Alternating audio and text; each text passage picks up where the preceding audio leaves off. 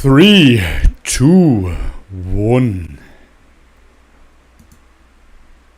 And we are live. Alright guys, welcome back to the live stream. Unfortunately, still my old camera here. For whatever reason, my USB-C port doesn't work since the last Windows 11 update. And therefore I have to use my old one, hence even more green screen flickering. I really hope in the near future we'll be able to fix this finally. Nevertheless, today this will have to do. You can still see my bold, shiny head and my, of course, somewhat groomed beard here. Guys, let me show you what I have to work with. This is absolutely unbelievable. I didn't notice it last time. I hope you can see this. Yes. Like this. This is what I see when I live stream. This is my Streamlabs desktop. And I hope you can see it here. It's very, very small. I'm gonna try to make it a bit bigger. Just give me a second here. I really need to share this with you. It's absolutely unbelievable. Check this out. This is my program, which I pay 20 euros every month for, to use their services. But now they're asking me, because they know me so well apparently, check this out, for a charity stream, I hope you can see this, a charity stream for Pride Month. Can you see this in green here? Absolutely beautiful. A charity stream for Pride Month. So guys, if you want to support this channel, absolutely, of course, YouTube, this is for you. Of course, all of your donations will go to Pride Month right away. I'm not going to use it for my family. I'm not going to use it for anything other than the Pride Month, of course. Thank you so much, Streamlabs, in cooperation with YouTube. Absolutely phenomenal work. There are not enough starving children out there in the world. I think instead of feeding children in Yemen, for example, we're much better off doing a charity stream for the LGBTQ community and their Pride Month. Absolutely fantastic. Sarcasm, guys. Sarcasm, of course. Guys, if you want to support this channel, Streamlabs donations, super chats, I use the money for food for my family, and other than that, for tech, essentially for new tech. So finally we can make this stream look better and better and better. Over the years, I have to say, it has been better and better, more or less. Boomer Bobby is working hard. But yeah, pretty much most of the donations go back into the channel, working on cameras, working on computers, etc., and the rest is being used for good food, basically. And one day, God willing, if we have even more support, we will use it for further charities, just as good charities as this Pride charity, of course. Another thing, guys, some of you saw this already, and most of you that watch this will be subscribed already. I get this. Nevertheless, if you're not subscribed, I just checked my YouTube Creator Studio, and apparently 66.8% of you are not subscribed. So almost 70% of people that watch my videos are actually not subscribed. That was mind-boggling to me. And 30% roughly of people that watch my videos are subscribed to my channel. So it helps with the algorithm. Some people asked me, why would we subscribe if we watch the videos anyways? Thank you so much, David. I'm going to read out in a second. So people ask me, why would they subscribe if they watch my videos anyways? First and foremost, that is a bet, because I'm not too sure if you would really watch all my videos. YouTube usually doesn't recommend all of my videos to their own subscribers even. So if you're not subscribed, it's even harder to watch all the videos. But nevertheless, through more subscribers, YouTube starts recommending this channel to even more viewers. Like this, we can reach more people. So you really help me out if you subscribe to this channel. It's the case. If you like the content, subscribe, like this more people can see it. It helps me out a lot. Alright, now super chats. First and foremost, thank you so much, David.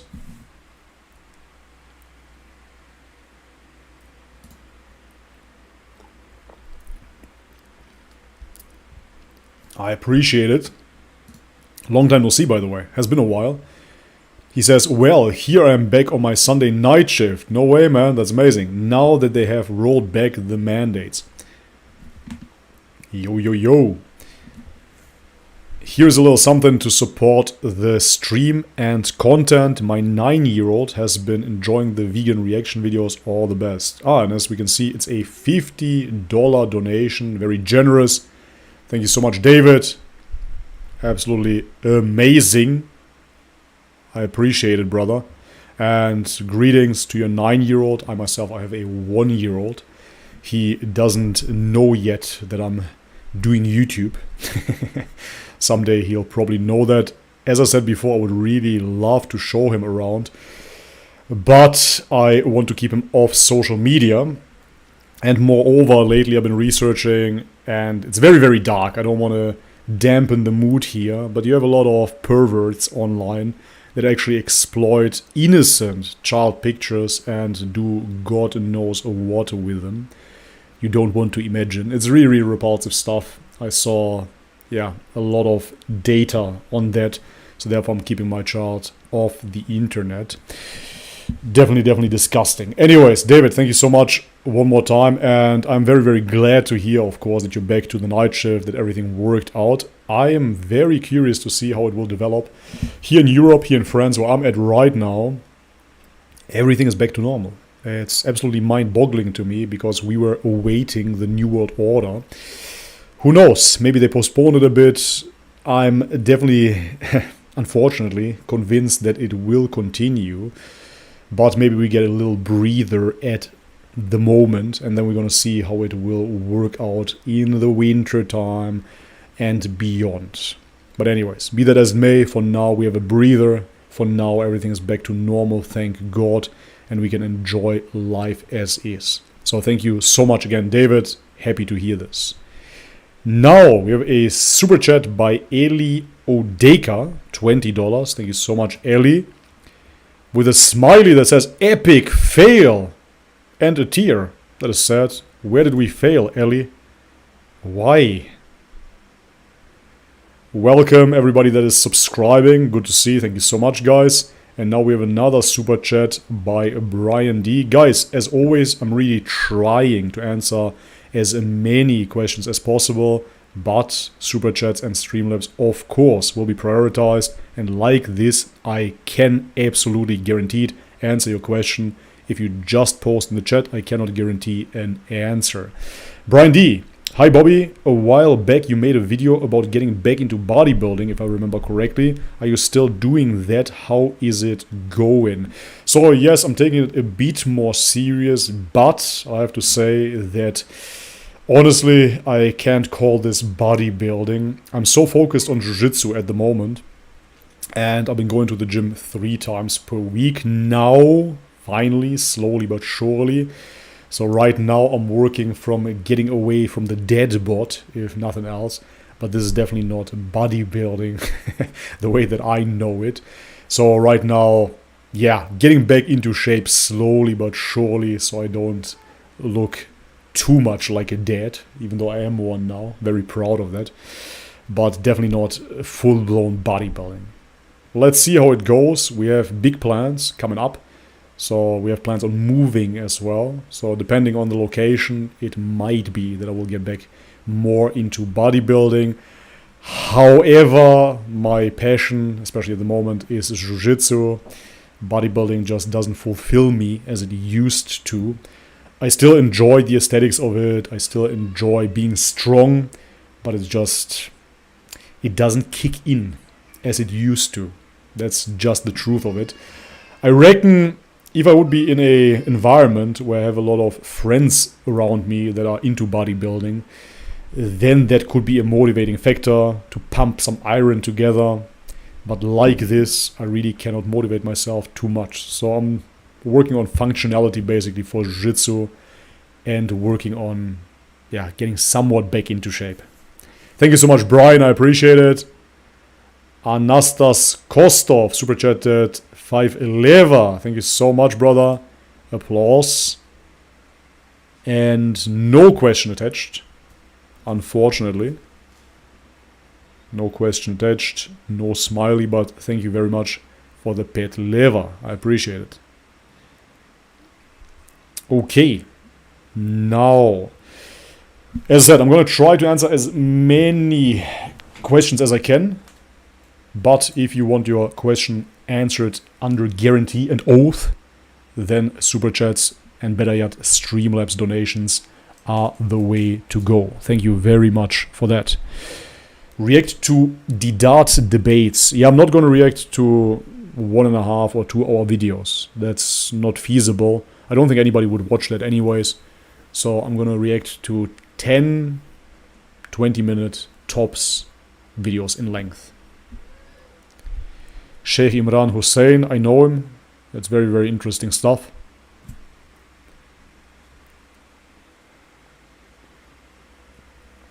Congratulations on being a dad. Thank you very much. It is very gratifying. Eid Mubarak. I already congratulated everybody. I hope you saw it in the community section. Another super chat. Thank you very much again, Anastas. What do you think about anti-Bulgarian protest in Macedonia? Here's a question. Thank you very much. Fantastic question. Applause everybody that donates.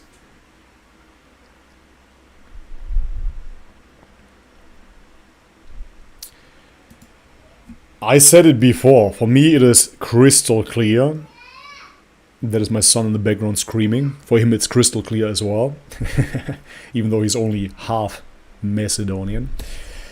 Anyways, as I said before, for me, it's very, very clear. If you study truly, objectively, the history of the land of Macedonia, I don't know how anybody in his rational mind could come to any other conclusion other than that the Macedonians are ethnically Bulgarians. So now, I know that is very controversial, and I said it before, if you want to identify then as a Macedonian, that is your given right, especially under the EU, so good luck with that. But I personally am always interested in truth and not in subjective opinions. And this is what I see with those anti-Bulgarian protests. I mean, ultimately, it's very, very fascinating. If you look, for example, at the anti-Russian protests, what is that really about? If you look at people, they put on their TV, and the TV feeds them some sort of opinion, and they identify so strongly with that opinion that they go onto the streets then, and they demonstrate, truly believing that they know the truth. It's mind-boggling, honestly.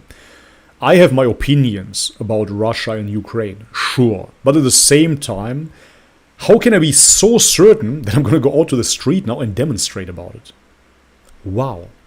Even if I would think that potentially Putin and Zelensky are both shills, both working for the World Economic Forum, would I then go out onto the street and demonstrate?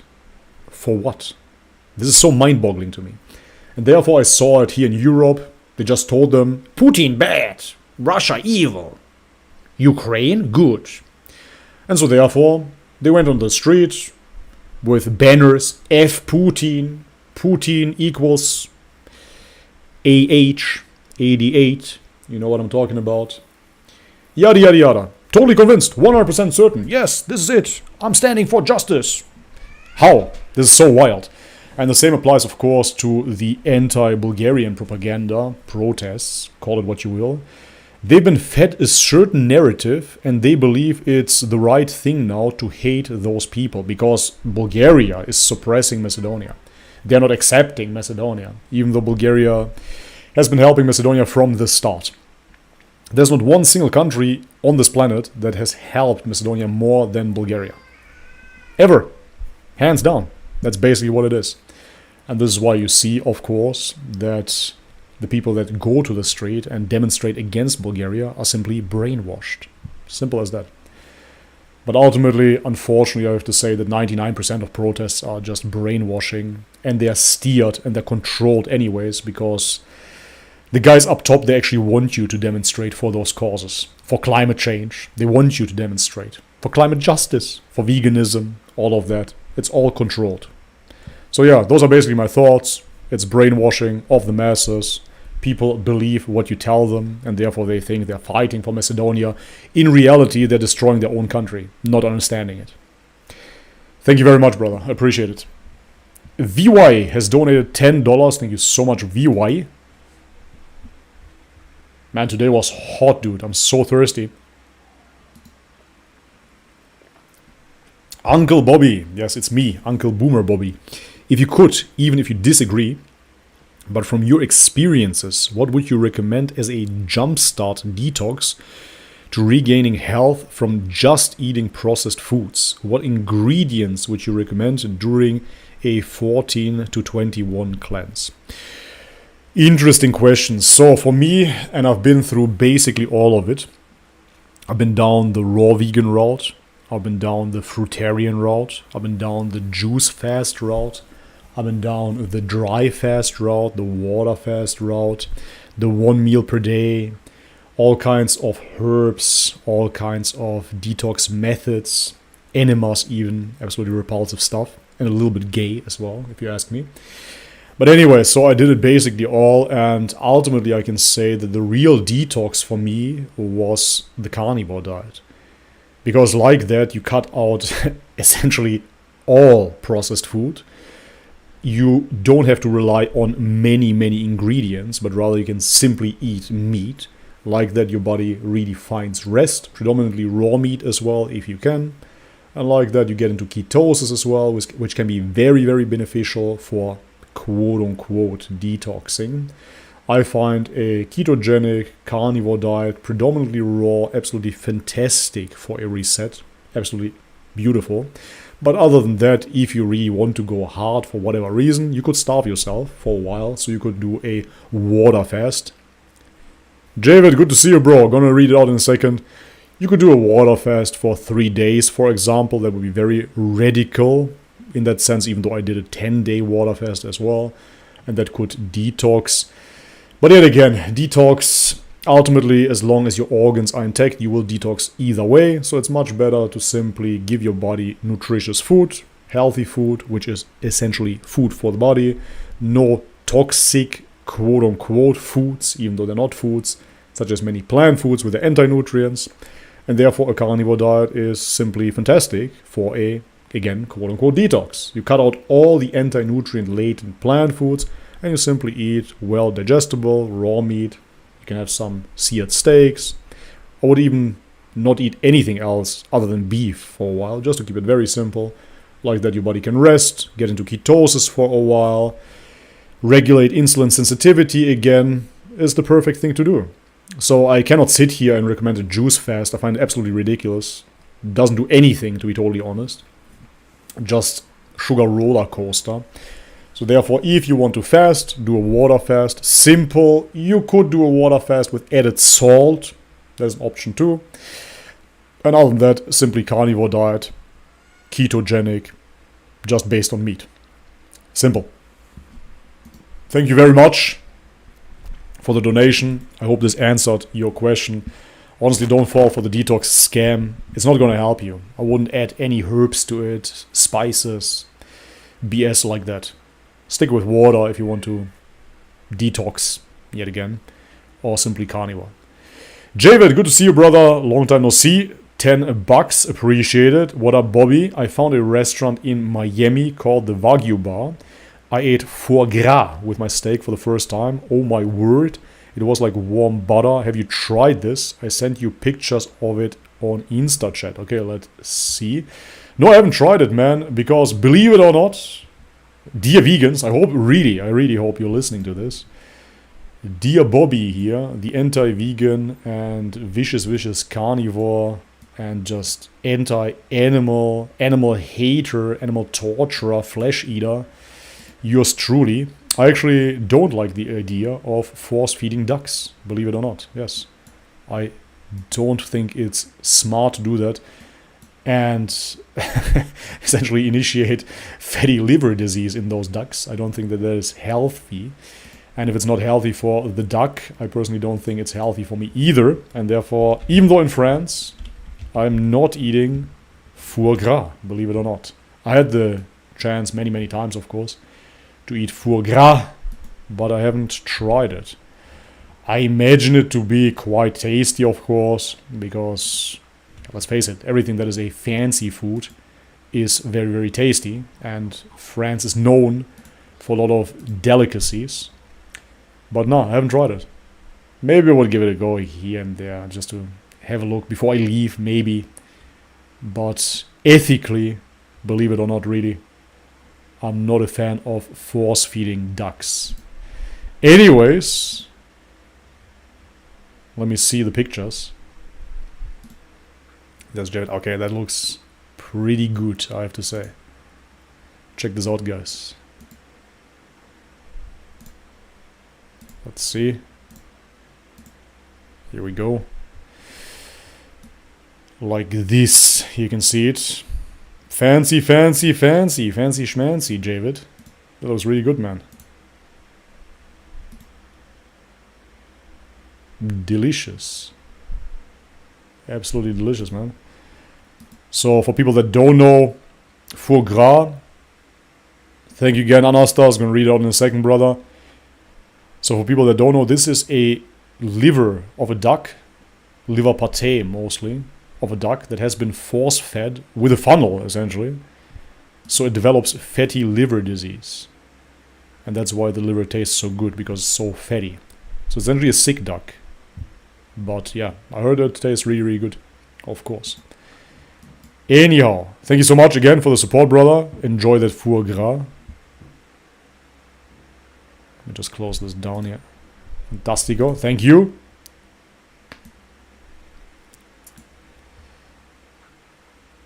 By the way, I think I have to clarify this, because I saw some comments here. The charity stream for Pride Month is a joke. The sarcasm. I know I'm pretty sarcastic sometimes and people don't really get it. Even when I was addressing rationality rules, what a funny name. Rationality rules, I was addressing his worldview and was talking about him having no baseline for morals, for ethics. There is no life after death, I said to him. Because that is his worldview. That is not my worldview. But I didn't clarify it. And some people really didn't catch the sarcasm. So people, if you're new to this channel, I'm a pretty sarcastic fella. And I use sarcasm quite fluently and often. And therefore, yeah, I'm not clarifying that it's sarcastic. I kind of assume that people will get it anyways. So no, I'm not claiming that this is a charity stream for Pride Month. Absolutely not. Nor do I claim that there is no life after death. That was the atheist perspective that I recited. Okay, Anastas, thank you again, brother. This time, 10 lever.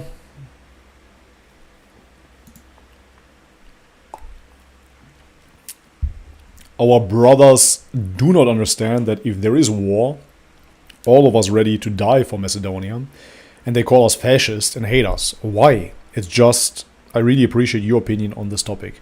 Yeah, thank you so much, bro. I unfortunately, or for better or worse, let's just put it that way, lost quite the motivation to talk about this subject, because it's hard to keep that spark up when you simply see that there is really no motivation at all within Macedonia. Even the people that subscribe to my worldview, I talk to them online, most of them, they're even too scared to talk about it and to really stand behind their opinions because they would face so much scrutiny. So it is a real taboo subject in Macedonia. I am seen as the public enemy, basically, because I hold that opinion. Those people do not understand, of course, that we love Macedonia much more than they could ever imagine. They don't get it. Even online here, they see me as an anti-Macedonian, which is so extremely ridiculous. Thank you so much. I see it's Pugman. I'm gonna respond in a second, brother. Thank you, as always. So as I was saying, they see me as some sort of anti-Macedonian. You hate your own country. If I would hate my own country, then I wouldn't even think about those subjects. I wouldn't even try to understand the history of my country.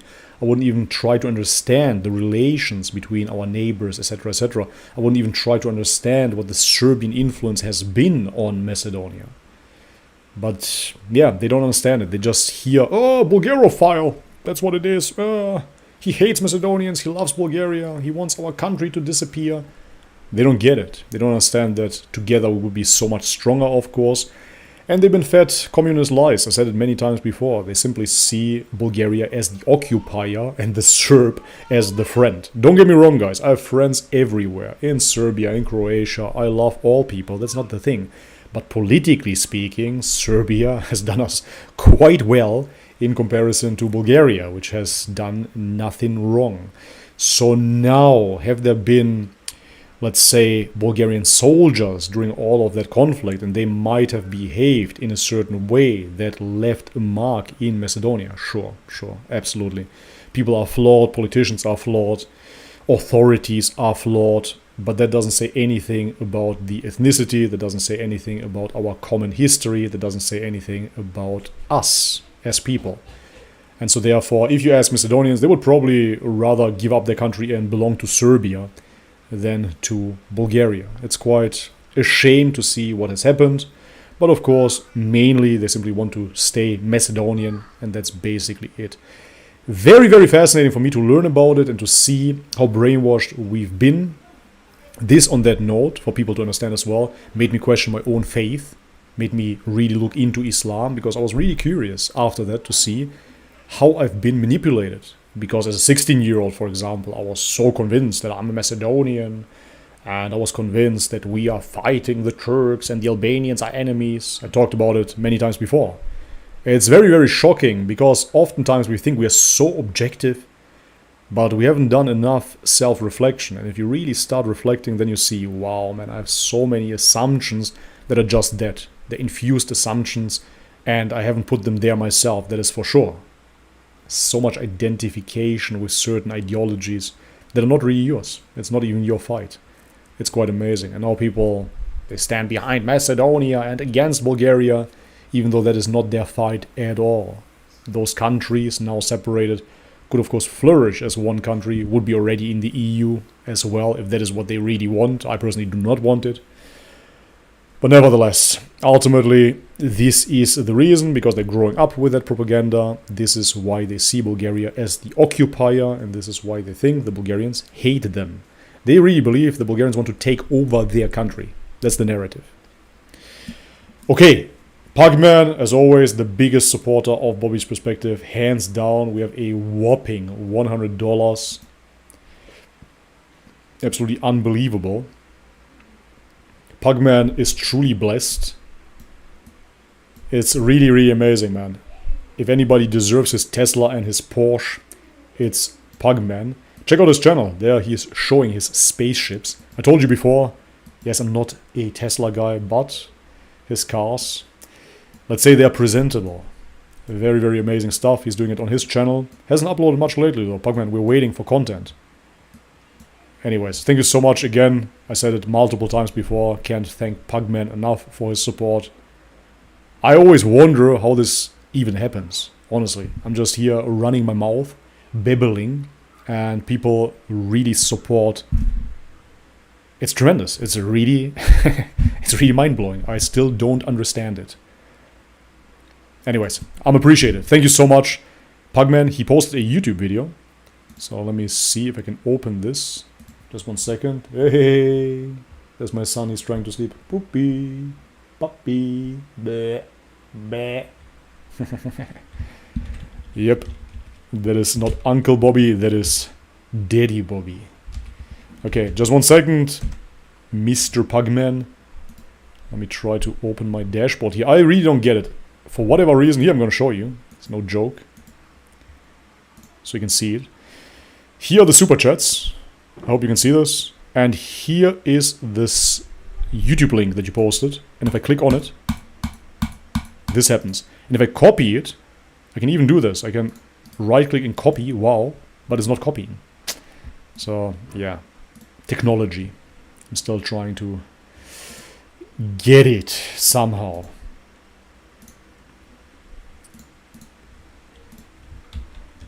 Any second now. Any second. Let me just open the Streamlabs dashboard, guys. And then I should be able to open it. If you open it... Where is it? Come on. If you open it in your browser, however, for whatever reason, then it works. I don't get it. I don't need to get it. It's all fine. It's just my channel. So You don't need to know technology for that. On that note, guys, if you want to start YouTube, believe me, you don't need much. If I can do it, anybody can. I started my YouTube channel. I really don't know, man. I have to look it up. Is it 5 years ago, 6 years ago? No idea. But I started just with a phone, with the first smartphone I ever bought. Before that, I didn't even had a smartphone. And it was an HTC, pretty basic stuff. And I just used my selfie cam to film myself, talk into it. Then I used the external cam to film myself. I would put the phone into the gym and then work out a little bit or eat some fruits as a raw vegan. And then I would edit that material on my phone with a video editing app. And then upload it from my phone in my Thai hotel room to YouTube. That's really how I started my channel. So I didn't have a computer, didn't have a laptop, nothing of those sorts. I just had a phone. And yeah, it worked out. I still was able to create a YouTube channel. Even thumbnails I was making on my phone. No Photoshop, no nothing. It definitely works. Okay, here we go. Pugman posted a man riding on a lion. What is going on here? Let's have a look. That is absolutely insane to me, man. This creature could snap any second. You cannot guarantee, possibly, that this will go right. If you look at Siegfried and Roy, those were German magicians that moved to America. And they were living for 20 or 30 years with their tigers. And one day, one tiger just freaked and ripped, I think, Roy apart on stage. Yes, that happens. Those are wild animals, man. And I don't trust it. I don't trust it at all. They could snap any second. Now everything looks fine. Yeah, sure. Cuddle the beast. No chance. Of course, they're Russians. Have to be. Have to be Russians. Only crazy Russians do this. Thank you so much, yet again, Pugman, for the generous donation. Thank you so much. I appreciate it. Thank you for this year. Crazy, man. I've seen people as well diving with sharks. Thank you so much, Anastas. I was going to read it out in a second, bro. As I said, guys, as you can see, I'm answering super chats, Streamlabs. I'm trying to get into the chat as well and answer some questions. But if you want your question answered, this is the way. You can donate as little as $1, but like this, I can really address the questions. So thank you very much again, Anastas. I'm going to read out in a second. Let me just finish my train of thought here. I've seen people dive with sharks. Yeah, play with tigers, big snakes, crocodiles. I don't trust it. I just do not trust it. They can snap any second, and if they snap, it's over. It's game over. Even the crocodile hunter, man. All life, surrounded by animals, and then in the end, what was it? A mantis? I'm not sure how you call that thing. Anyways, died of that thing.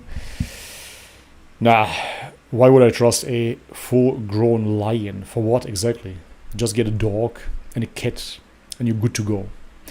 Anyways, again, thank you so much, everybody. Thank you so much for your donations. Now, Anastas, merci. 5 leva again. It's not a question, it's an opinion. Okay, nobody in Bulgaria wants to erase Macedonia. We want to be like Germany and Austria. I wish you all the best. It depends, man. If you ask me personally, for example, I don't want to be like Germany and Austria. I much rather be like das Deutsche Reich. I much rather have one country out of Bulgaria and Macedonia. Because, I mean, to be totally honest, there was a time where I was a Pan-Slav. I would appreciate the idea of a united Balkan. The elites won't allow it, of course. At least they wouldn't allow a proper united Slavic country. They definitely wouldn't.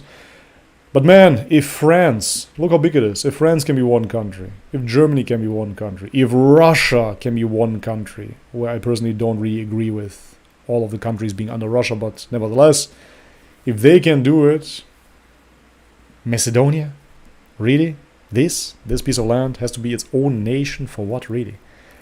For me, that's just an ego sport. What are you relying on? Doesn't make sense. All the history is Bulgarian. It's absolutely beautiful. And to stay separated for me just doesn't make any sense whatsoever. Of course, we drifted into different directions, but nevertheless, it's just a short time frame. It can be united. So I'm an optimist there, and I personally do believe that in 100 years or 200 years, I don't think that Macedonia will still exist like that. I cannot imagine it under any circumstance. Especially not with the pressure from Albania. I rather see it going partially to Albania, to be totally honest. And once that happens, it will be even smaller. So therefore, it could be that at some point Serbia will absorb a little bit, even though there is no interest at the moment, but just logistically speaking. And the rest possibly by Bulgaria. We will see how it goes. Once the country is wrecked economically, potentially, can happen. Because if you look at Sri Lanka, that happened yesterday. Whole country just collapsed. So I don't really understand how Macedonia will keep its head above the water. Not with this type of economy, not with this type of politics, not with this type of rationale, not with this type of denial of proper history either. So it's just a question of time, but ultimately, rather than splitting that land apart, I would rather absorb all of it into Bulgaria and have a thriving nation. That's how I see it. But I'm an optimist. Anyways, Anastas, thank you very much again for the support. I really appreciate it. Javid, thank you again, brother. Thank you so much. $10. Habib wrestles lions. The pug is the man. I am a subscriber. Pugman is the man. 100%. Habib wrestles bears, not lions though.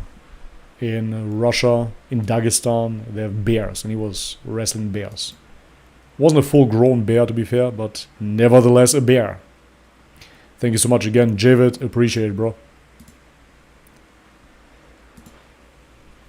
Okay, now let me check the chat. I'm gonna try, as I said, to answer as many questions as possible.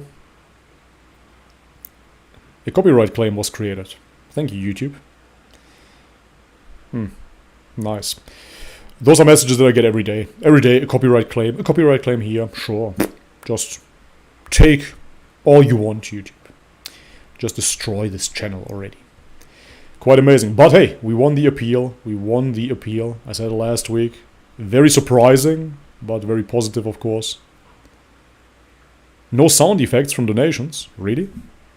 Ah, okay. Thank you for notifying me. I see that the desktop audio was shut down here, was muted. Thank you very much.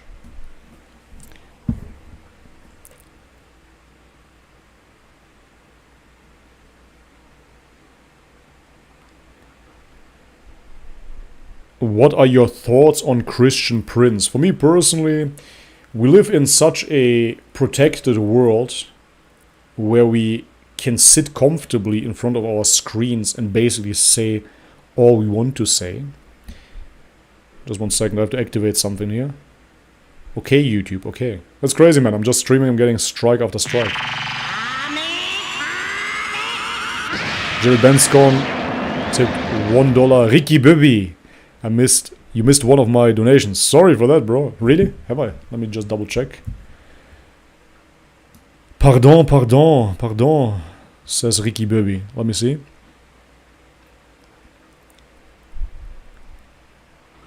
Ah, okay. Sorry, bro. I didn't see it.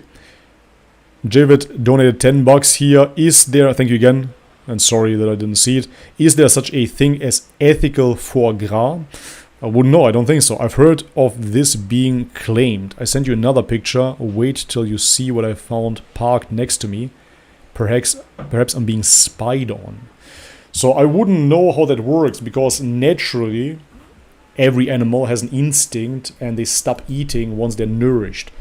So now, of course, you could manipulate that with certain feed, but I don't think it would lead to fatty liver disease, because only the human being is so stupid to actually eat as much as it needs to create fatty liver disease. It's quite shocking, to be totally honest, but I think only the human being is in that mental prison of total delusion and eats as much as it is needed to get liver cirrhosis, essentially. So that is quite something. But yeah, I don't know, maybe somewhat fatty liver if you feed them candies. Might be. But I think you really have to force feed them with a funnel. That's the only method I know. If there is ethical one, I'm absolutely here to learn. Would be interesting. Nevertheless, as I said already, it would lead to fatty liver disease, and that is unhealthy in itself. So that is a disease. So therefore eating diseased liver cannot be healthy long term. I don't think so. But a little bit here, you'll be fine. Screw them ducks, who cares? Okay, 1 second, let me find the pictures, Javid. Here we go. The reason why I have those overlapping windows here, guys, is because I don't have my second monitor here. So I have to work with this anyways. I mean, this is some fancy food here. Javid is enjoying his life, that is for sure. But who's parked next to him? Hey, check this out, guys. Why can't I zoom in?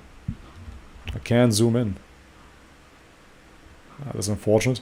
Everything zooms in but the picture. Thanks, browser. How very useful. Open image in new tab. Maybe this will work. Yeah, that works. Okay, check this out, guys. Look what he has there. Doo-doo.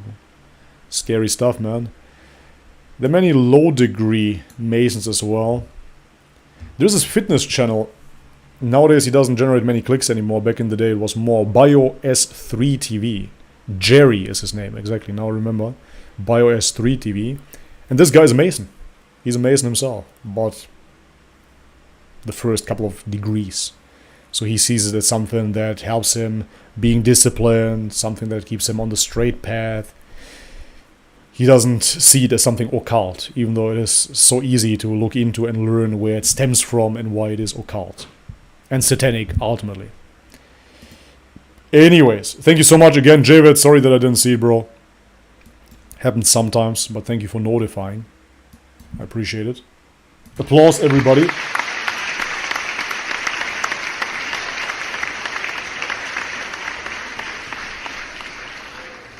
Okay, where was I before that? Let me think. I can't remember. Never ask a man his age. Why not? I'm 35. A man, no worries. You can never ask a woman allegedly her age. Allegedly. What do you know about Yugoslavia? Yugoslavia, the name Yugoslavia, that would be very idealistic and awesome if it was really the case. A real Slavic, South Slavic nation. But unfortunately it was just Greater Serbia. So it was run from Serbia and it was there to Serbanize, essentially. So the dominant culture was not like a new mash-up, for example, of the South Slavs. It was simply Serbian. That's basically it. And we see the effects to this very day. In Macedonia, people still listen to Serbian music. Serbian culture is seen as something greater, something better. So unfortunately, we cannot see that Yugoslavia actually even existed. Looking back, it was just Greater Serbia. That's basically what it is.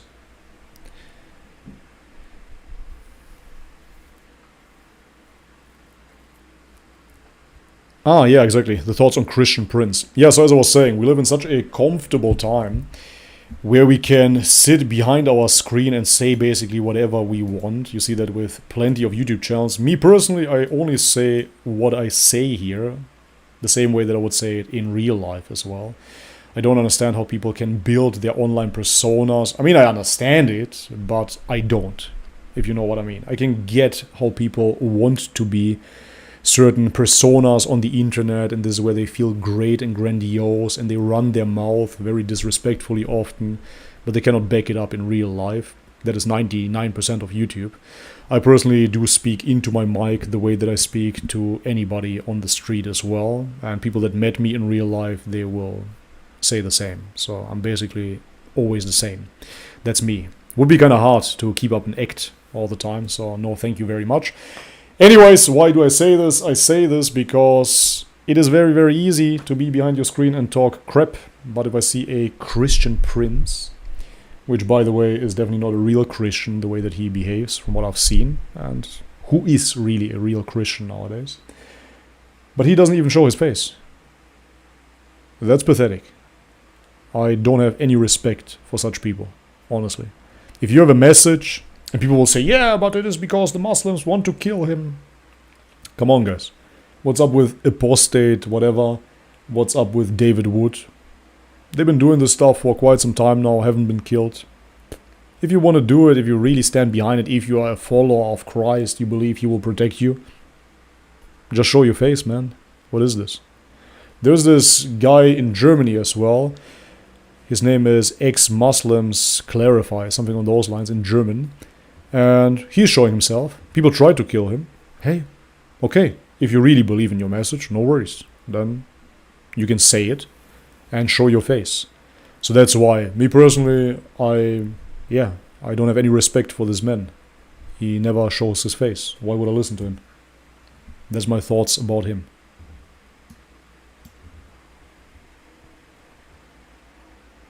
What do you know about Kashmir? Nothing. What was your life looking like without religion? That's actually an interesting question. I was never religious, right? So coming from the Balkan, I already clarified this. We always had an identification. So it's either you're Christian or you're Muslim. The Germans, they were either Catholics or Protestants. I visited some Protestant and Catholic churches as a kid. It never did anything for me. When I would see the Catholic churches, was, let's say, big most of the time. Very Roman, and that's just not my style personally. The Protestant churches, on the other hand, were just nothing, just empty rooms, so that was very, very boring. The Orthodox churches always felt like home. This is what I grew up with, surrounding me. And so therefore I had believing parents. My dad, to this very day, believes in God, never read the Bible, has absolutely no idea about it. Can't tell you one story out of the Bible at all, but is certain that he is a Christian, and that's it. My mom is identified as a Christian as well, but prays more to Mother Mary, kinda, because she's been assigned a saint that takes care of us, basically. I personally don't believe in that. But yeah, that's basically it. So in my upbringing, as I said before, I never really dived into the theology of things. You saw it on the live stream of Jay Dyer, where they made a bit of fun of me even. Nice. That I never heard about the Trinity. Yeah, that's a fact. My dad never heard of the Trinity, believe it or not. He is Christian Orthodox from Macedonia. Thank you so much, Javid. Guys, come on, support. Only Javid is supporting here, or what? Thank you so much, everybody that can support. I say it always, don't be shy. Even $1 goes a long way. If everybody would just donate $1, we would have a lot of support here. Thank you so much. I'm going to read out in a second, Javid, not going to miss it this time. As I was saying, my dad, my mom, they had absolutely no clue of the Trinity. They just never learned it. They didn't learn it in school. They grew up under communism. Their parents were not deeply religious, just identified as Christian Orthodox. So you would visit the church here and there for Easter and Christmas, basically. Then you have the holidays. Then you have some icons at home. This is what they used to do. And that's basically it. So they had no idea about the Trinity. And yes, for me, it was on Athos that I finally really started learning about the Trinity. It's no joke, believe it or not. I didn't even expect the Trinity to be part of the deal.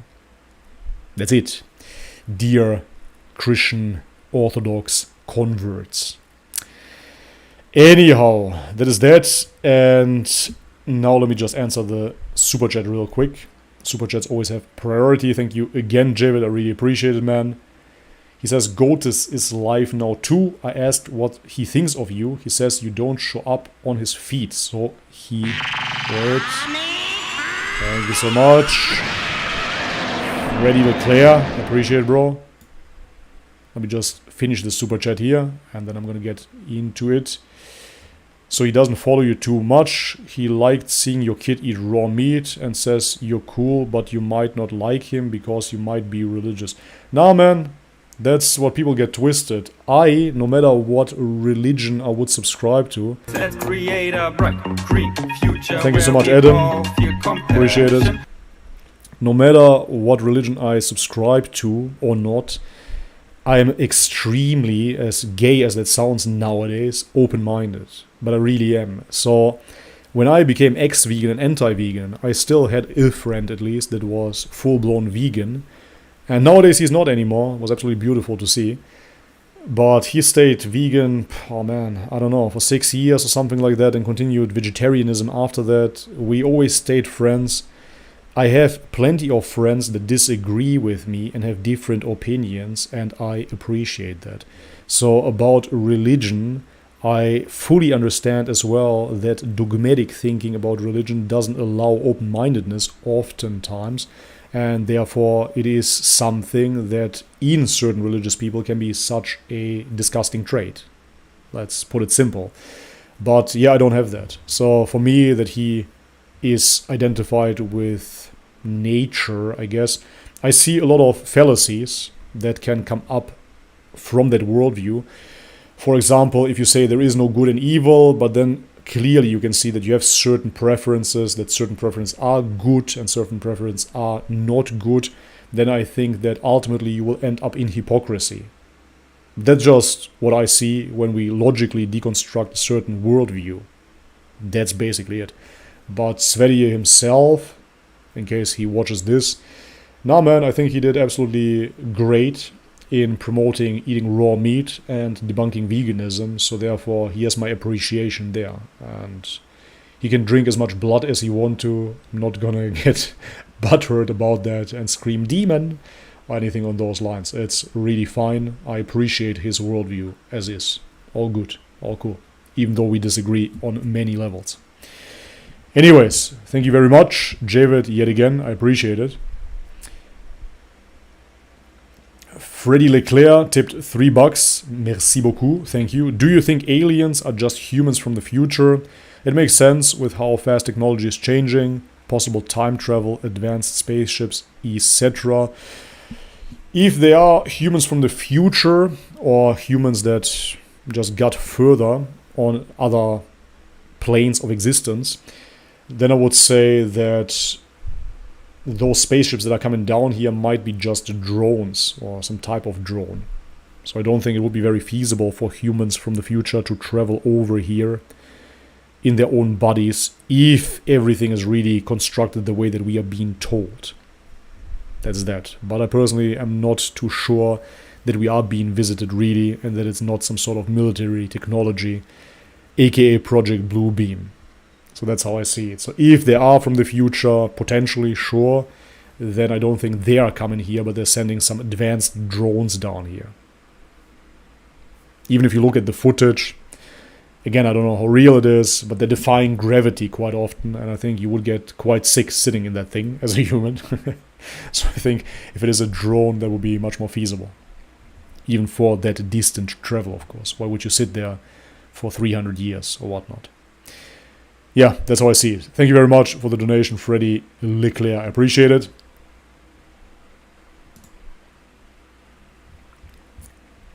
And we have a generous donation by Adam B. Danish krone, that is. $45. 45.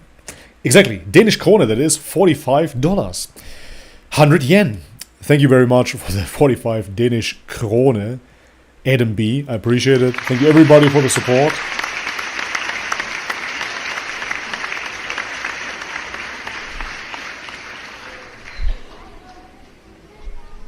Do you support LGBT? No, I do not support LGBT. Why would I support it? There's nothing to support. Let me just brighten this up a bit. Hope this is better.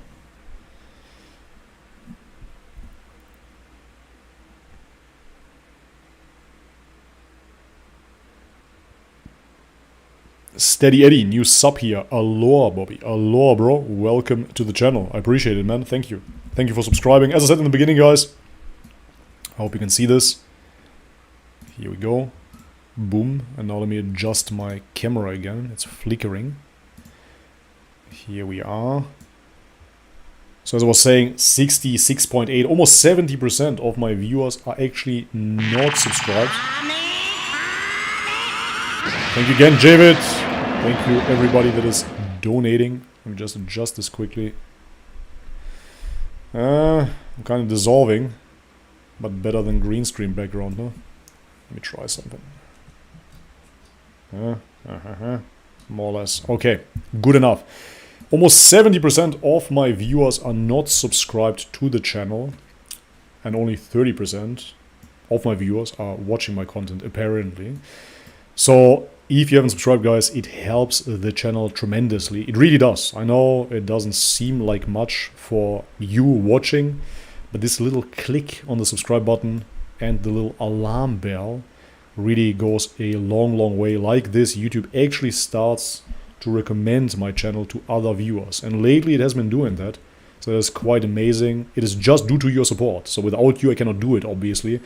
This doesn't run through ads. This doesn't run through me. Thank you so much. Fibonacci, gonna read out in a second. This doesn't run through me advertising for my channel, promoting it somehow. It really just runs by you supporting, sharing the videos, ideally embedding them in Facebook. And through that, slowly but surely, the algorithm picks up on it and brings it up. So that's the only way to do it. So thank you very much for subscribing, liking the videos as well, please. Thumbs up, that helps too, sharing the videos, etc. So as you can see in the background, yet again, 70% not subscribed, watching my videos. If you can subscribe, that would help tremendously. Merci, thank you very much. See, subscribe, just like Aban did. Aban does it right. Thank you, Aban. Okay, now more super chats by Javid. One more time, again. Guys, don't make Javid donate so much. Help him out and donate as well. I'm getting gray hair at 32. Do you have any at 35? Actually, I don't. I found one little gray hair here in my beard. But other than that, no gray hair. I am balding, in case you didn't notice, guys. Hey, look at this. Shiny, beautiful. But no, I don't have gray hair, which is quite amazing. But I think it's going to start slowly but surely. I don't have much stress in my life, which is amazing. I cope quite well with stress. I just don't have it in my life. Yeah, I think stress is a state of mind as well, and very, very destructive. What I don't have much of lately is sleep. So since I'm not sleeping that much because of my son, since then I saw some white hair, as I said, here. We'll see how it develops. I think sleep is crucial. My cousin, he is 34, 1 year younger than me, super stressed through university, etc. And his hair is just gray, all of it, completely gray. I'm bald, so no worries with that, but I don't have gray hair either, so when I shave it, there's not one gray hair here. I wouldn't mind though, to be totally honest, at some point, maybe 40 or so, some gray hair. With 50 definitely, some white beard, that would look really, really cool. Let's see if I can keep up with YouTube. Thank you for subscribing to that old age, and then you're gonna see a Bobby with a white beard. Bobby the white, Bobby the gray first, right? And then the white. Thank you very much again, Javid, appreciate it, man. Stress, lowering stress would be my only tip. Fibonacci as well from Bulgaria. Paid Leva, thank you very much. What do you think about Marxian economics? Do you think there is something good in it? To be totally honest, I've never looked into it. Marxian economics? Never heard it. Let me look it up. Marxian. Let me see. Economics. Let's read out. Marxian economics, or the Marxian school of economics, is a heterodox school of political economic thought. Its foundations can be traced back to Karl Marx, obviously. Critique of political economy. However, unlike critiques of political economy, Marxian economists tend to accept the concept of the economy prima facie. Many fancy words here for Boomer Bobby. Marxian economics comprises several different theories and includes multiple schools of thought, which are sometimes opposed to each other. In many cases, Marxian analysis is used to complement or to supplement other economic approaches, because one does not necessarily have to be politically Marxist to be economically Marxian. The two adjectives coexist in usage rather than being synonymous. They share a semantic field while also allow both connotative and denotative differences, yada yada yada. Man, I've never looked into this and I can see it's a mouthful. You're trying to confuse us with all them fancy words, man. So yeah, I have to learn about it and then I might be able to tell you something in the future, bro. Unfortunately, I really cannot answer this right now. I have no idea about the Marxian economics. I can tell you that I don't like what Marx did, or I can tell you that I don't like Marxism, which I find very, very destructive. But about his economics, unfortunately, cannot tell you anything about it. But thank you, nevertheless, for the super chat. I appreciate it. Just a cat lover donated $4. Love your videos. Keep up the good work. Cool cat. Thank you very much, cool cat. I appreciate that. Thank you very much, very, very much, everybody, for the support. Bobby, do you believe that the Earth is a spinning ball that is 1,000 miles an hour? No, most definitely not, bro. Why would I? Do I look that gullible? Bro, will you react to One Message Foundation by Sheikh Uthman? I've seen a few videos, I like it, it's cool, but again here, the issue is that the videos are quite long. So to react to it is a bit tricky. If there would be a 10-minute video or a compilation of sorts, then sure. But yeah, about the whole videos, they're usually half an hour or so. I can't react to half-an-hour videos. That would take me 3 hours. Javid, again, thank you so much. Thomas Sowell, Basic Economics, bro, trained by Milton Friedman. Bro, I'm a dummy when it comes down to such things. I'm really not much into economics. I said it before. It's a wonder that I'm running a YouTube channel to begin with. The only thing that I've ever done when it comes down to somewhat looking at the economy was crypto market. That's basically it. Yeah, that's all I know. So Thomas Sowell, I heard the name, but I have absolutely no clue. I really don't. So if anybody wants to coach me, Dummy Bobby here, and make me a bit more, let's say, financially literate, I would appreciate it. Most definitely. I need a mentor here in finance. I leave the bookkeeping to other people. Anyways, thank you very much again, Javid. I really appreciate it. Thank you very much, everybody.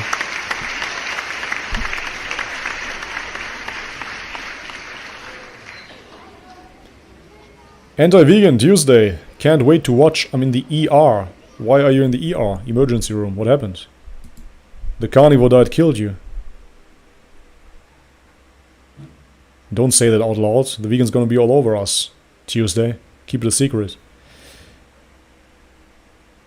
Do you believe in the Trinity? No, absolutely do not. Not one bit anymore. I really try to believe it. On that note, tomorrow, guys, I'm gonna upload a video on the Trinity. Actually, it's a reaction video to Christian content, so I really, really hope you're gonna appreciate that, especially my Christian viewers. Because, yeah, many Christian viewers told me that I'm just very one-sided now. I'm just reacting to Islamic videos. And I don't want to create an echo chamber, because that happens very, very fast on YouTube. I'm going to keep it open and transparent. And I'm going to react to multiple videos. So not only Islamic videos, but Christian videos as well. I want to directly compare them. I'm truly learning. And I think that that is only fair, right? So I've been accused of many things. I'm going to clarify everything tomorrow in the video. That's totally fine. I don't really care about it. I personally am on a genuine search for truth. And this is why people hate me, essentially. And that's amazing. But that being said, the video is about the Trinity coming from a Christian YouTube channel. And spoiler, I obviously don't agree with the Trinity. The Trinity doesn't make any sense to me. And yeah, as you saw, I don't have much knowledge about economics. So that needs some counting, and I cannot really count till 3. You know, 1 plus 1 plus 1. I always thought that actually equals 3, but I've been told it equals 1. So apparently I really suck at math, and therefore I am too dumb for the Trinity, basically. And as far as I know, God is a total lot of confusion, right? So I have to be confused, and I have to be confused about the Trinity as well. So yeah, therefore I just suck, basically. And I cannot understand the Trinity because I suck. It's sarcasm, guys, okay? Thank you. Do you know about Tawheed? Yes, absolutely. Even my first YouTube video, I talked about Tawheed in the end of it.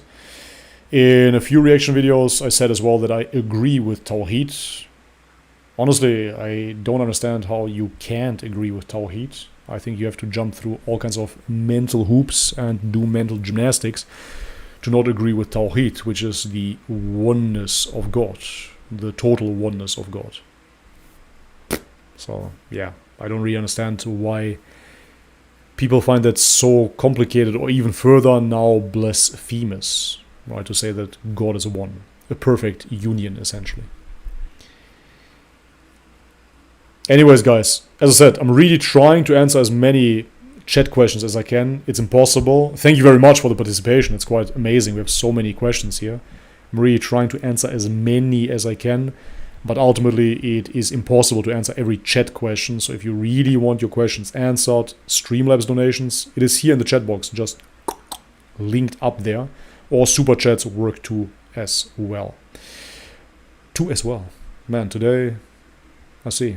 Linguistically, prime performance, Bobby. Very, very good. Okay, now let me just see something on my phone here. I want to link something up. 1 second. Here we go. Thoughts on alcohol. Alcohol is... Let's put it that way. If alcohol could be consumed in moderation, no big deal. It is toxic to the human body. It is absolutely unhealthy, so you shouldn't do it. Let's clarify that first and foremost. It's total crap, okay? Very, very bad for your body. No need to drink it at all. But if people could consume it in moderation, fine. That's how I've been doing it since I don't even know, 16 or so. When I was 13 to 16, I was drinking a lot of alcohol, and since then I would have a random drink here and there, and that's basically it. Just to cheer with something, and that's it. So I drink in a year maybe 2 glasses of alcohol. So therefore I don't have an issue with alcohol by myself. However, plenty of my cousins are alcoholics, plenty of my friends are alcoholics. When I look into society, I see that most violent crimes and rapes and domestic violence is committed under the influence of alcohol. I see alcohol being one of the most destructive drugs. I could personally probably do cocaine 3 times per year and be absolutely fine with that. Not that I do, but I could. So yeah, other people unfortunately cannot do that. However, when I see people, honestly, when they abuse cocaine, it's not really the cocaine that makes them act out that much. They combine it with a lot of alcohol, and then the alcohol makes them act out. Promiscuity, degeneracy, people behaving like literal animals in the open, having sex outside, all kinds of things happen with alcohol. So therefore, I don't think that the alcohol itself as a drug would be as destructive if people would have to go to the doctor, for example, and get a prescription for a beer. That would be different. But because it is so in the culture of the people, that's what is really destructive. Because they downplay it. Oh, it's just a few drinks. Yeah, it really is not. It is an active drug. Coffee is an active drug. Alcohol is an active drug. Nicotine is an active drug. And those drugs are the most destructive ones. And on the other hand, the drugs that are not so destructive, they are illegal. So I'm not here to give you the stoner speech. Yeah, bro, alcohol is legal, man, and weed is illegal. No, weed has its downsides as well, big downsides. But ultimately, it is, of course, hypocritical, because what we see is that the really, really damaging drugs are legal because they are so habitual. They're something that you can just socially do, no worries. Just after the job, go to the pub and just have a few beers together. It's a drug. It's a drug nevertheless. So ultimately, I would rather live in a society where alcohol is forbidden. Yeah.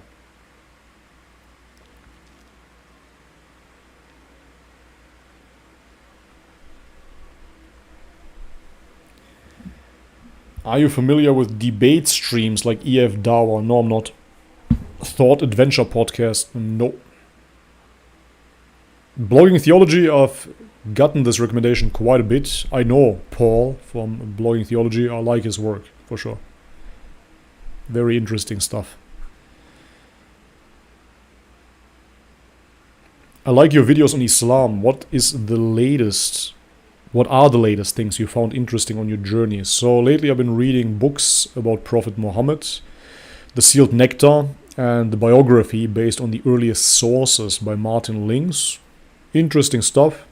But personally I have to say, what is so fascinating about Islam to me is not so much the history. Because if you look into history, right, so the Christians claim that historically Jesus has been crucified and he raised from the dead, and that is the fundament of the faith. So now many Muslims tell me, man, you have to check it out, Muhammad split the moon. It really doesn't matter to me at all, to be honest. No disrespect, please try to understand what I'm saying here.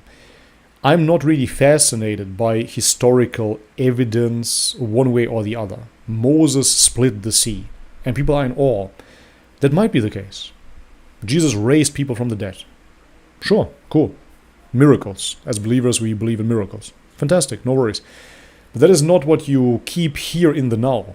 You understand? This is why, for me, Tawheed, out of everything from Islam, is the most fascinating subject. That is what really fascinated me with Islam.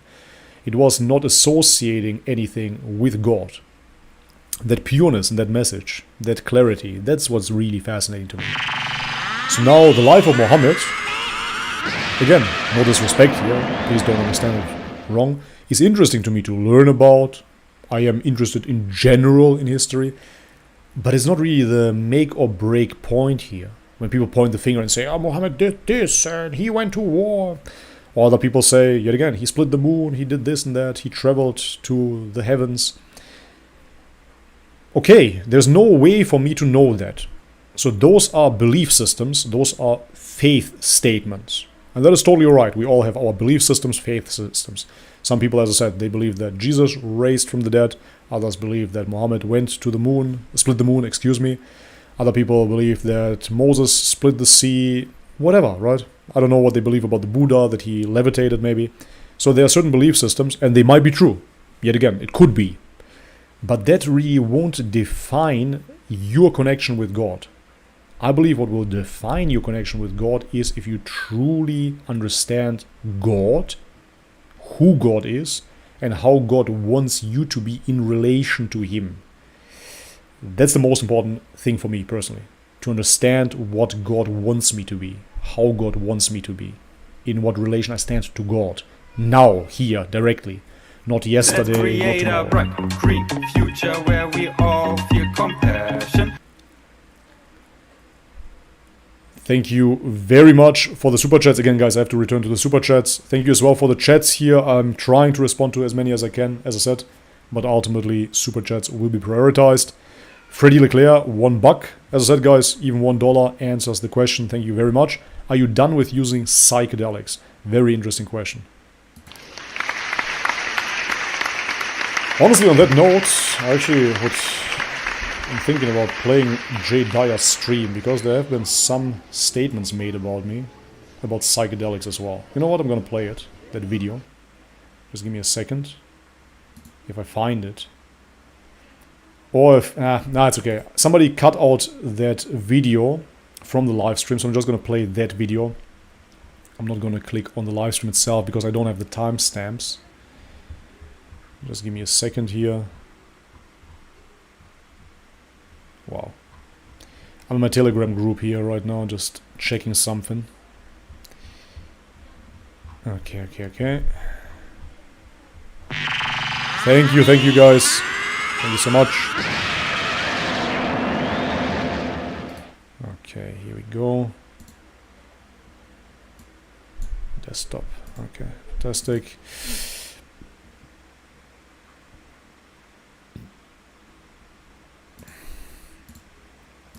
Let me see if this works. Hopefully. And it does. I have to amp up the sound. Okay, let's check this out. Here we go. So I didn't want to make this public because Tristan and we have been in touch since I became ex-vegan for the past, 3.5 years or so. He called me a good friend, a brother. We talked on the phone, WhatsApp. So I was quite surprised for him to backstab me, but then ultimately not really, to be honest.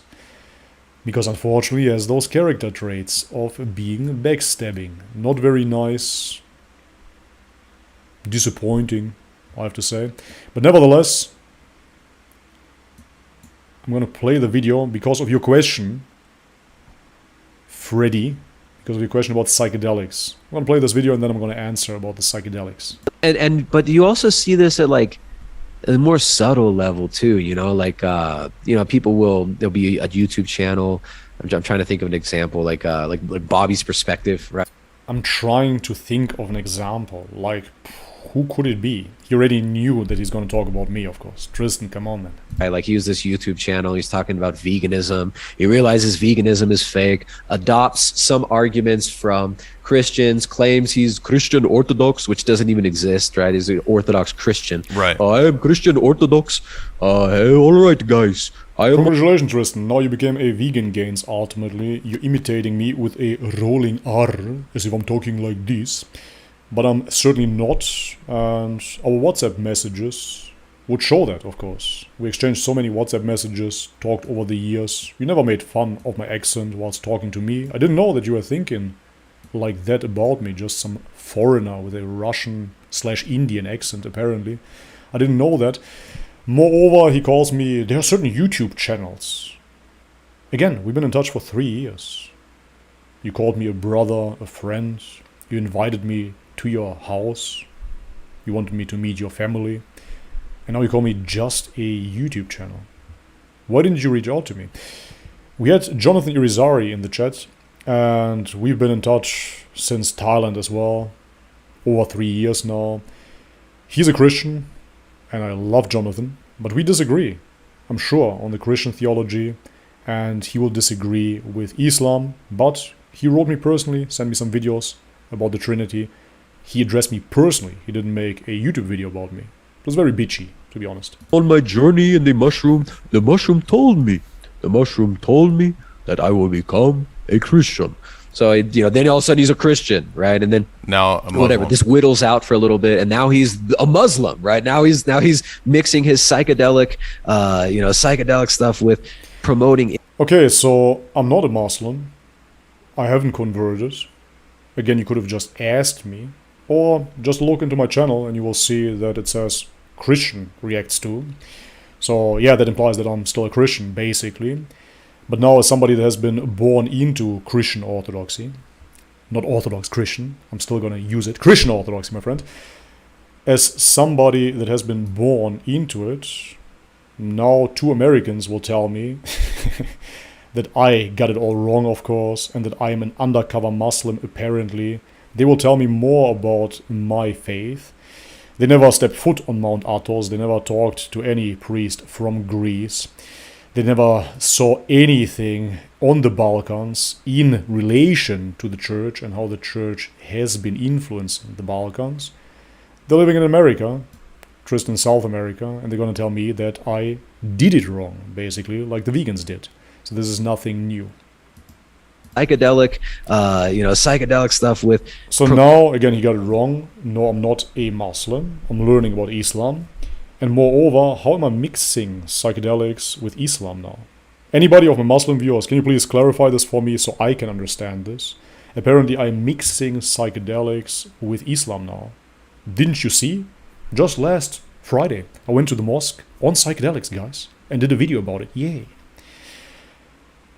The last time that I touched psychedelics was, he's correct there, before I became a Christian. And I'm not too sure how long ago that is. I really would have to look it up. For the sake of the argument, let's have a look real quick.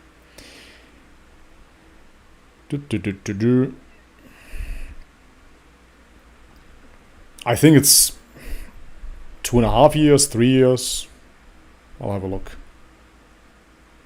1 second. Yeah, 2.5 years, roughly. 2.5 years I haven't touched any psychedelics. Since then, many things have happened. I read the Bible, I read the Quran, I compared religions since then. I'm learning, I'm acquiring knowledge. I'm doing my own research, using my own brain, not using psychedelics to do so, not mixing Islam with psychedelics at all. Quite the opposite, because if you look back into it, it was essentially psychedelics that, yes, motivated me into becoming... Thank you very much, Jellyfish. I'm going to read it out in a second. Psychedelics truly motivated me back then to accept Christianity, but now, for the very first time, I'm actually researching religion absolutely sober. I'm not drinking, I'm not smoking weed, I'm not using any drugs. On that note, I haven't touched drugs, because I don't really consider psychedelics drugs, since 2012. So that is 10 years now that I'm sober. Oh yeah. So 10 years, no drugs whatsoever. Psychedelics, the last time was 2.5 years ago. Since then, I've been doing my research in a sober state. I read the Quran sober as well. And logically, I couldn't agree with the statements and the arguments for Christianity. At least not for Orthodox Christianity. I personally do not see enough evidence, nor do I see logical consistency within the arguments for the Trinity. That's basically it. But nevertheless, all of this you could have found out if you would just ask me personally. So here, yet again, Freddy, just to clarify, I haven't touched any psychedelics in 2.5 years. So am I done? Only God knows. But yeah, I'm a dad. I have a lot of stuff to do. I live an active life. I'm doing a lot of sport. I personally don't grow mushrooms or am surrounded by people that are into psychedelics and mix psychedelics with Islam. So yeah, no, I don't plan on doing any psychedelics. Thank you very much. Well, let's proceed. Promoting Islam. And another way you can see that this was all kind of dubious is so promoting Islam, I have to cut it off again. You could of course assume now, because I'm speaking about Islam, I am promoting Islam. But if you look into my channel, you will see that nowhere do I make statements. Convert to Islam. Islam is the greatest thing. Islam is the truth. No, I'm genuinely learning about Islam. This channel, in case you didn't notice, is called Bobby's Perspective. Yes, it is my perspective. And I do explore certain ideas. I wouldn't be the first one that found Islam to be the truth, if I do so. You can see intellectuals, you can see common people, you can see all kinds of people finding to Islam. It's not a irrational, psychedelic-infused decision. But this is what you want to laugh it off as.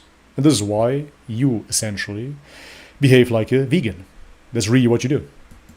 You're telling me I did it wrong. I never was really a Christian, ultimately. Just psychedelics, ha ha ha. He did it wrong, he did Christianity on psychedelics. And now he's doing Islam on, ha ha. Look at this laugh.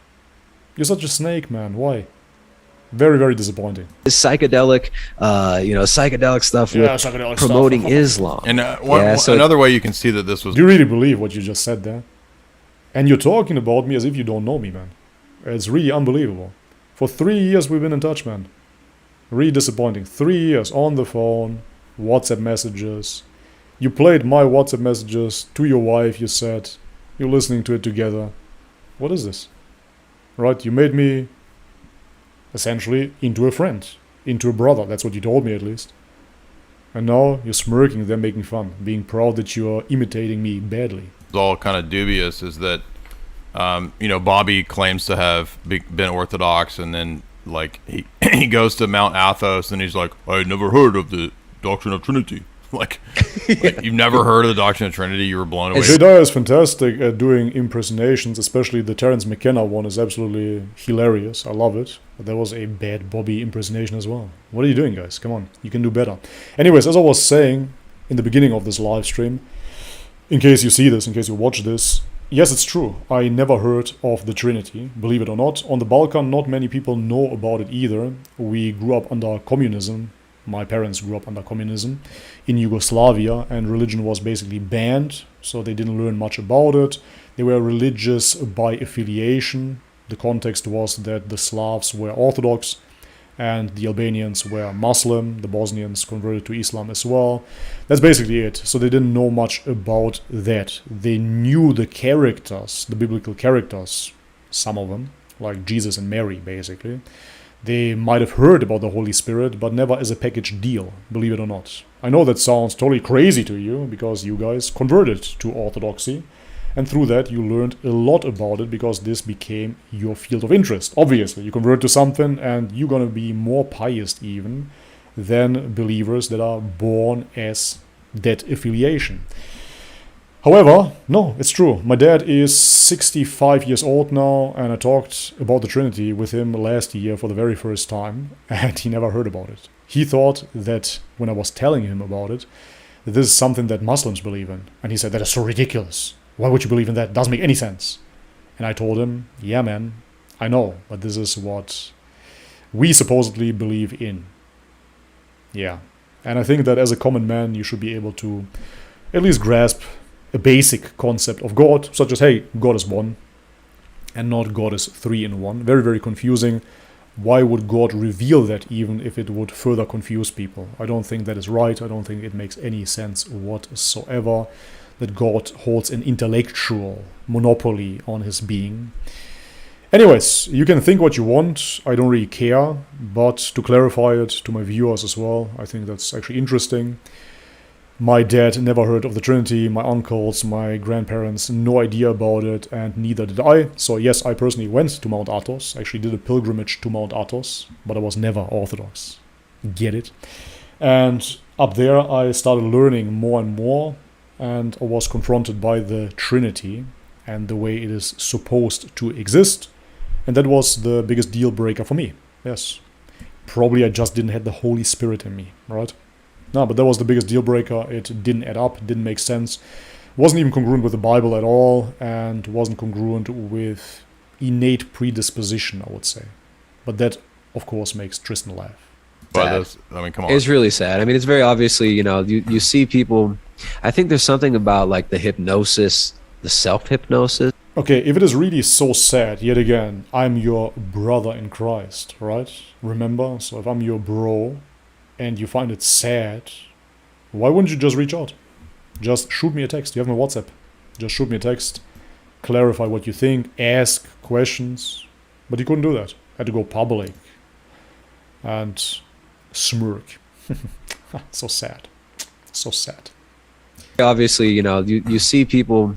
I think there's something about like the hypnosis, the self-hypnosis of YouTube. Like it really does allow these YouTubers can like, they hypnotize themselves and they're watching themselves in this mirror, this kind of magical mirror that's speaking back to them and then giving them money, right? It's like the magic mirror is giving you money. Okay, anti-vegan argument number 27. Anti-vegans get money from YouTube, and this is why they ditch veganism. Everything that you project into the world, man, is quite amazing.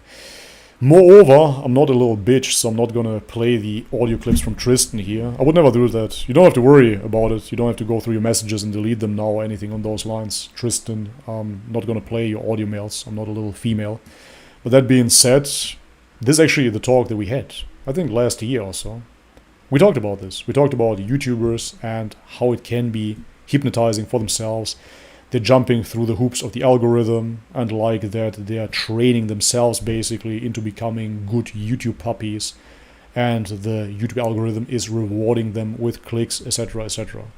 The reason why I think that you are not generating many clicks is not because you're not talented or you didn't have good content. I actually think you did back in the day, and if you would have continued, I told you that too, with keto videos, you could have done your live streams, but just 2 or 3 keto videos per week, I think your channel would have grown and would have been successful. So I think that you're not getting enough clicks is due to that. But nevertheless, he's talking about me as if I'm some foreign external YouTuber that he never was in touch with. And those YouTubers, they're just hypnotizing themselves. Those YouTubers there. You know me, man. You called me a brother, yet again. So you call me now just a random YouTuber? That's sad, actually. Magical mirror that's speaking back to them and then giving them money, right? It's like the magic mirror is giving you money. It's giving words. Yeah. So I think with guys like him, it's sad to see people get completely wrapped up in the psychedelic stuff, and it's always completely wrapped up in the psychedelic stuff. Yet again, I haven't touched it. Since 2.5 years. Since I found back to faith, back to God, I haven't touched any psychedelics. Totally wrapped up. Check out when my latest psychedelic video dropped. Crazy. Anyways, let's continue. Psychedelic stuff. And it's always these, you know, these very irrational decisions to just embrace these strange ways of living. And you see the Connor Murphy. Ways of living. Which strange ways of living am I embracing, Tristan? Being a father? What else? Since I became a Christian, I got married, became a dad. I'm training jiu-jitsu pretty much every day, lifting weights, eating healthy. Strange ways, very strange. Decisions to just embrace these strange ways of living, and you see that Connor Murphy like is a great example of just going nuts. Going nuts. So I am to be compared to Connor Murphy now. I'm running around claiming to be God. I'm having an OnlyFans where I do tantric yoga naked with girls. That's what I'm living. Very interesting, man. As I said, it's not surprising ultimately, because I've seen you backstabbing before. I should have known that you will do it sooner or later to me as well. Pathetic, to be totally honest. Pathetic. Very female, very bitchy. Okay, anyways. We had another super chat. Actually, a couple of super chats. Thank you very much, guys. Let me see. A bunch of super chats. Jellyfish, thank you very much for the 5 Schweizer Franken. Indeed, those signs are not for us. The sign which we have today is the Quran. Yeah, see, exactly. That makes perfect sense to me. Something that you can read in the now and reflect upon it. And it will establish a connection between you and God. And will clarify things for you now. Because ultimately, I know this sounds new agey. Hey, maybe it's due to my psychedelic use. But all we got is the now. It's really the case. So anything that you will ever do, you will do in the now. Anything you will ever learn, you will learn in the now. And that's how we absorb knowledge, and that's how we actually exist. We exist in the now. And therefore, yes, the Quran, that it's accessible to us now, we can read it. And with that, we can reflect for the 100th time in the now. For me personally, historical evidences, okay, yeah, they go only so far ultimately. It will not be a cornerstone of my faith. That's just really how it is. I mean, if I'm thinking about Buddhism, right? I'm simplifying things now extremely, just for the sake of argument. Sorry, Buddhists. If my cornerstone of my belief system would be that Buddha got enlightened under the Bodhi tree. Thank you very much, gonna read out in a second. If that would be my foundation of faith, my only faith foundation, my only cornerstone would be that Buddha got enlightened under a Bodhi tree a few thousand years back. I'm not saying that this is Buddhism, okay, just for the sake of argument. If that would be the case, then there would be no sufficient, essentially, religious input that I could use now. I would just have to rely that there was a man that got enlightened while sitting under a Bodhi tree and fasting. That wouldn't give me a direct approach to what to do in the now, how to pray in the now, how to essentially exist in front of God. And I think that the Quran does that very, very well. It's really quite beautiful. I was extremely impressed with the Quran. And that's why I say, for me, the message of the Quran was the message of Tawheed, the oneness of God. And that is absolutely beautiful. And essentially all I personally needed. So now people ask me as well about why I didn't convert, etc., etc. I'm going to make a separate video on that. I don't want to spoil it. There are certain questions that I want to clarify for myself first before I even think about that. But nevertheless, what I got out of the Quran is the Tawheed. And with that, I have tremendous peace of mind. Tremendous peace of mind. Thank you very much, Jellyfish. Javid, yet again, thank you so much, brother. Opinion on Louis Marco on the daily, baby, please. I like Louis Marco a lot. I used to watch his YouTube channel. He's essentially the original OG from the fitness industry. He was the first one to ever do it. Thank you very much. He was the first one. From what I know is he didn't like the semi-fame, and therefore he just went on Instagram and is doing his thing there. I liked his videos back in the day. I think that he was an enrichment to YouTube, but at some point he just didn't want to go on, and I can understand that too. So now he's doing Instagram. I still follow him on Instagram. I think that he's, a cool guy, man. I like Louis Marco. Kanan Philstein. 10 knock. Thank you very much. I have to go back for this. If you... Let me see. Here it is. Fantastic. What are your thoughts about Ukraine and Russia war and Israel and Palestine over 70 years conflict? If you want to answer, I like your answers, by the way. So thank you very much, Kanan. And everybody else.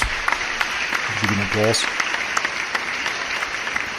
Those are topics that you can't really discuss on YouTube, especially not at the moment. Forgive me, guys. I have to be a pussy myself because, you've seen it. I got striked quite a lot. And now, what is it? 15, 16 more days? Thank you so much, guys. 16 more days. I have to lay low until another strike expires. And then I will be able to talk a bit more clear again. But right now I have to take it super, super secretive here on YouTube. I can't talk about certain subjects. So now Israel and Palestine, free Palestine. That is my opinion on that. I can't say too much. Yet again. There is an occupier here. That's what I can say as well. And that's it, really. I cannot say any more, otherwise they're gonna flag this video again. And about the Ukraine and Russia war, I talked about this prior.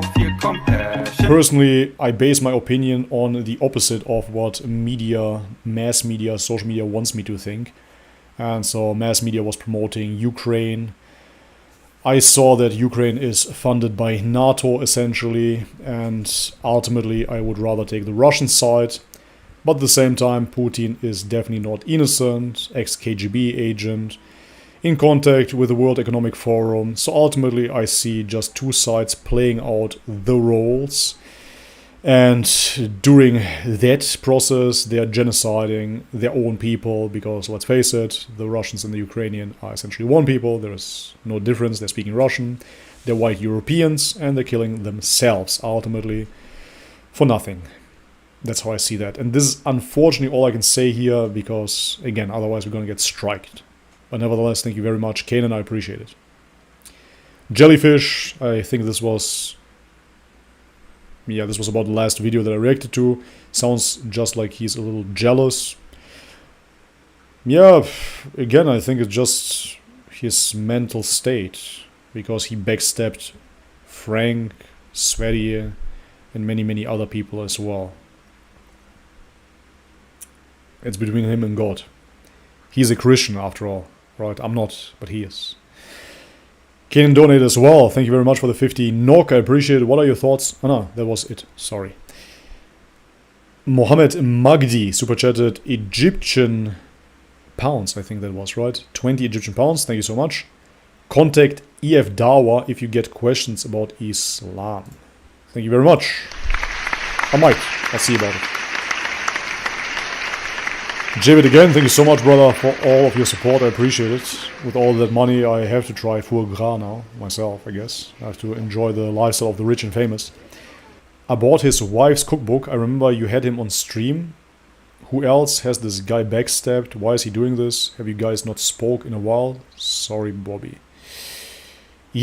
So his cookbook, for example, I promoted as well on my channel. Just out of good-heartedness, I guess. I considered him an online buddy, so why not promote his stuff? But that's just how I am, man. Like with friends, I've seen that in real life as well. I lost many, many friends because ultimately we didn't share the same values. And I personally, no matter what you adapt, so for example, if any Christian Orthodox friend of mine would become a Buddhist tomorrow, or even an atheist, they would still be my friend. That's just how I am. So if somebody would become a vegan tomorrow, they would still be my friend because my friendship doesn't rely on certain opinions, belief systems, not even actions that you do in your life. For example, you like to go to church or not. That is between you and God, all of it. And a true Christian should understand that, of course. My fundament for friendship is loyalty. That is the most important thing. And I'm loyal to my friends. And I'm there for them if they need me. And I expect the same of them. No matter what their interests are, what their opinions are otherwise. We can totally disagree. There's absolutely no reason to backstep. And who else? Yeah, as I said, for example, Sverige, Frank Tufano. But yeah, I'm not going to go into what I talked about with him. It doesn't matter, because that is gay as well. So it's cool now. It's between him and God. I clarified everything that I had to say about his statement there, and that's basically it. Have you guys not spoken in a while? No, we haven't spoken in a while. Again, since I started exploring Islam, all of a sudden he didn't write anymore, which is totally fine. We're not married or anything. But if he was really interested about it, he could have asked. Louis Marco went MGTOW. Oh, really? MGTOW is so lame. I got attacked on Facebook. People told me if I'm going after MGTOW, they're going to come after me, man. They're going to make my life a living hell, man. Fair enough, dude. Essentially, I believe in right and wrong. I don't believe in MGTOW. And I believe it is right for men to marry women and women to marry a man. And anything that goes against that, for me, is just not right. And that is my opinion. So, MGTOW, if you want to go your own way, ultimately we all have needs and desires. So therefore, what you're going to end up doing is having casual sex. There is no any other way. If you're going your own way and you're not married, then you're going to have casual sex. And I'm against that. It's very simple. Yeah. Not that I haven't done it. I'm not pointing the finger. I'm simply saying I see it as wrong. Irfan Farid, super chat $5. Thank you so much, Irfan. May Allah guide you to the truth. God bless you, brother. Thank you very much. Fibonacci super chatted 2 lever. Do you know Jordan Peterson? Your opinion on him? Thank you very much. I appreciate that. I just saw a video yesterday. It was on my recommendations list. And I was creating a thumbnail for YouTube. And whilst doing that, usually I listen to something in the background on YouTube. That's really the only time that I'm kind of watching YouTube. Yeah, and when I did that, the next in the playlist was Jordan Peterson. And the question was so simple. Do you believe in God? That was the question. And the video was 20 minutes long. And he didn't say if he believes in God or not. What do you mean? I do the worst impersonation of Jordan Peterson. I cannot speak in that high-pitched voice. But ultimately, he just asked 10,000 times, what do you mean? And what it would mean. Thank you so much again, Jellyfish. What you would mean if you say you believe in God. And do you even deserve to believe in God, etc., etc. So it was quite amazing. Such mental masturbation. And in the end, he didn't say anything. He just said that it is a valuable concept, essentially.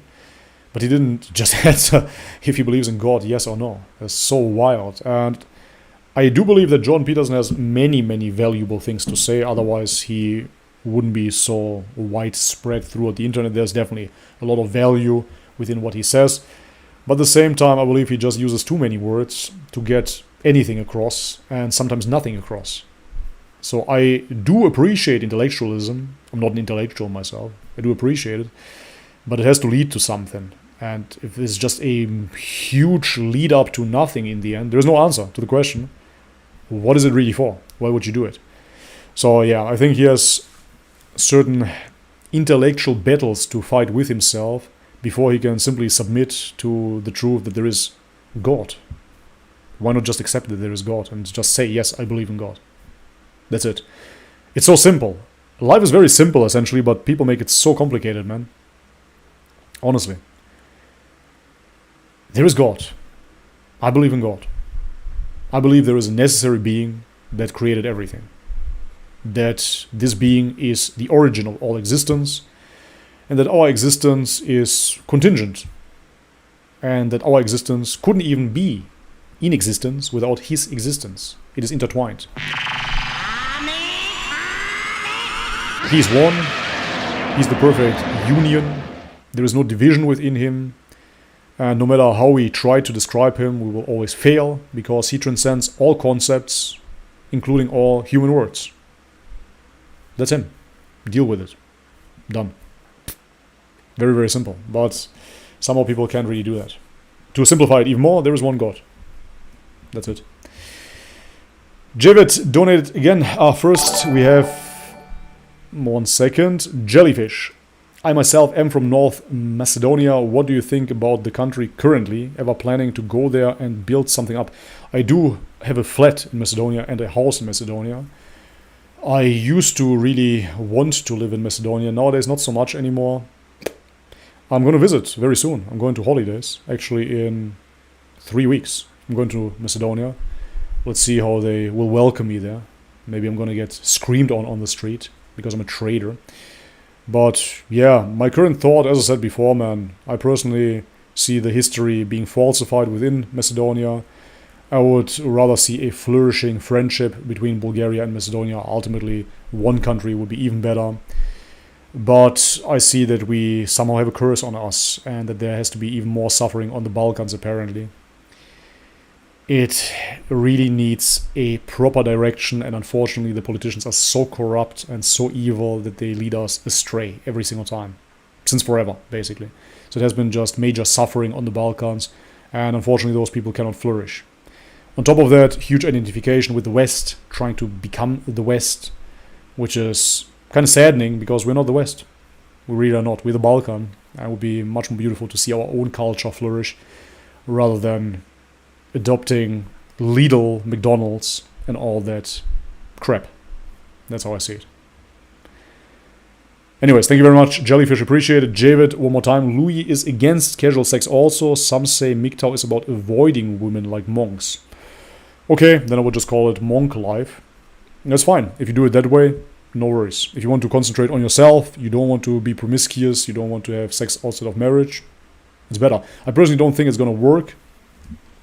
I think that if you would really be called by God to be a monk, to be celibate, then you would become a monk and not just a man doing his own thing. Like that, I see it's a huge waste of time because ultimately you're going to end up childless. So what's the point? If I look back, honestly, my son got born when I was 34 years old. It's absolutely ridiculous. So now looking back, I'm thinking to myself, man, if I could rewind time and I would change anything. Of course, now I wouldn't change anything because otherwise I wouldn't have this son. I would have a different one. And I'm extremely happy with this son. But my advice that I could give, at least, is start as early as you can. 20 years old, boom. Kids. You don't need as much sleep as I do. Now I'm 35. I need so much more sleep and I'm not getting it. So if I would be awake with little kids as a 20-year-old, that would be much better.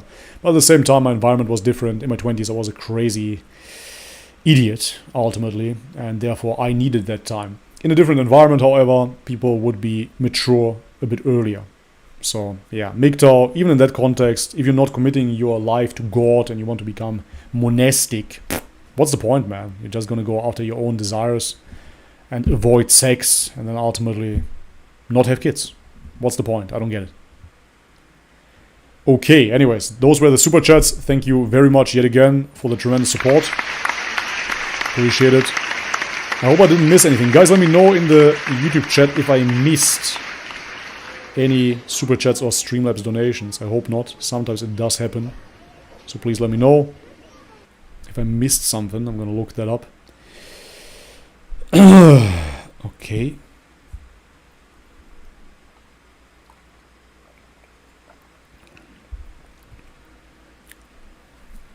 Bobby, can you react to Emer Stein, Jerome van Claveren's story?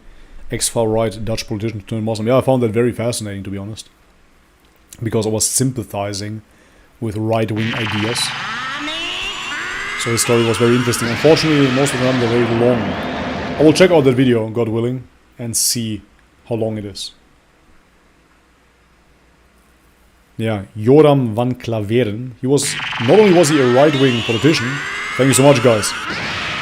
Not only was he a right-wing politician, but he was active in the parliament in the Netherlands trying to ban Islam. So he was so against it, he wanted to ban Islam. He said that this is their biggest mission, to ban Islam, and he became a Muslim. So that is very, very fascinating to me. I'm 21 years old, I want to have a ton of kids. That's very good. Get married and start. You guys are the best. Thank you so much. It's short. Okay, cool. I'm gonna save it. Actually, let me do it right now, so don't forget. The Emer Stein Center Erecto video. I uploaded that already, right? Yeah, last week. Good stuff, man. I liked it. Good format. is trying to establish Christian and Muslim friendship, which I like. Again, this is not interfaith, guys. Don't get it twisted. I'm not here to make one religion out of Islam and Christianity, not at all. I'm just saying that, if anything, we have a common enemy. So it would be much smarter to unite rather than fight each other. I did that all the time. I thought Islam is the enemy because I've been brainwashed by liberal media. How wrong I was. Okay, Center. How do I write his name again? 1 second.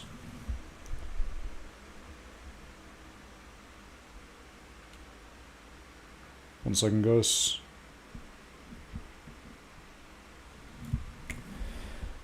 Okay,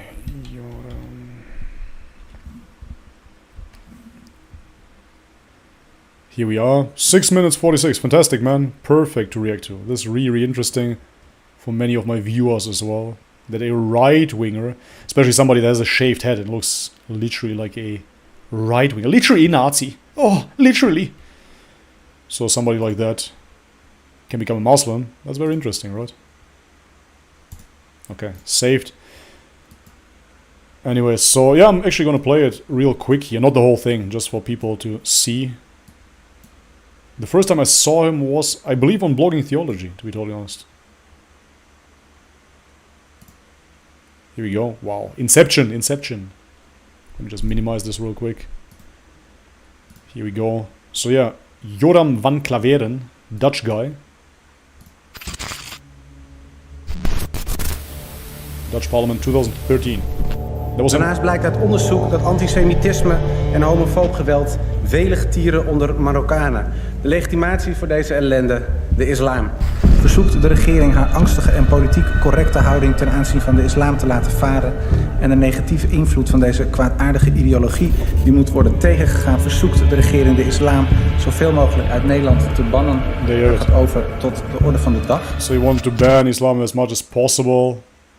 And then he became a Muslim. Very, very interesting. I'm going to do a proper reaction video to this. God willing. Should be interesting. I, as I said, watched it on Blogging Theology. And I was surprised. Most definitely. I think most people will be here too. Okay. Further super chats. Thank you so much, guys. Thank you. You guys make this job easy, man. Thank you so much.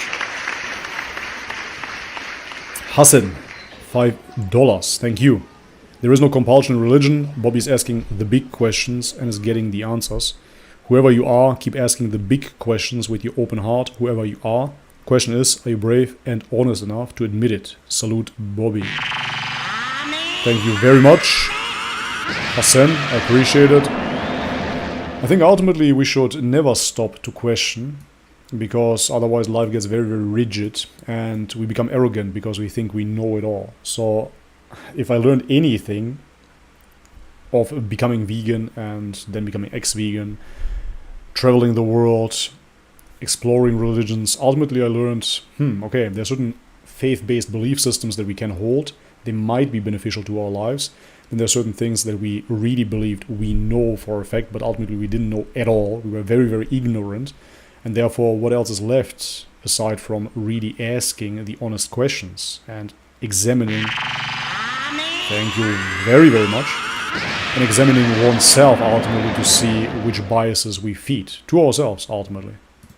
So there's really nothing else left than asking questions in this life.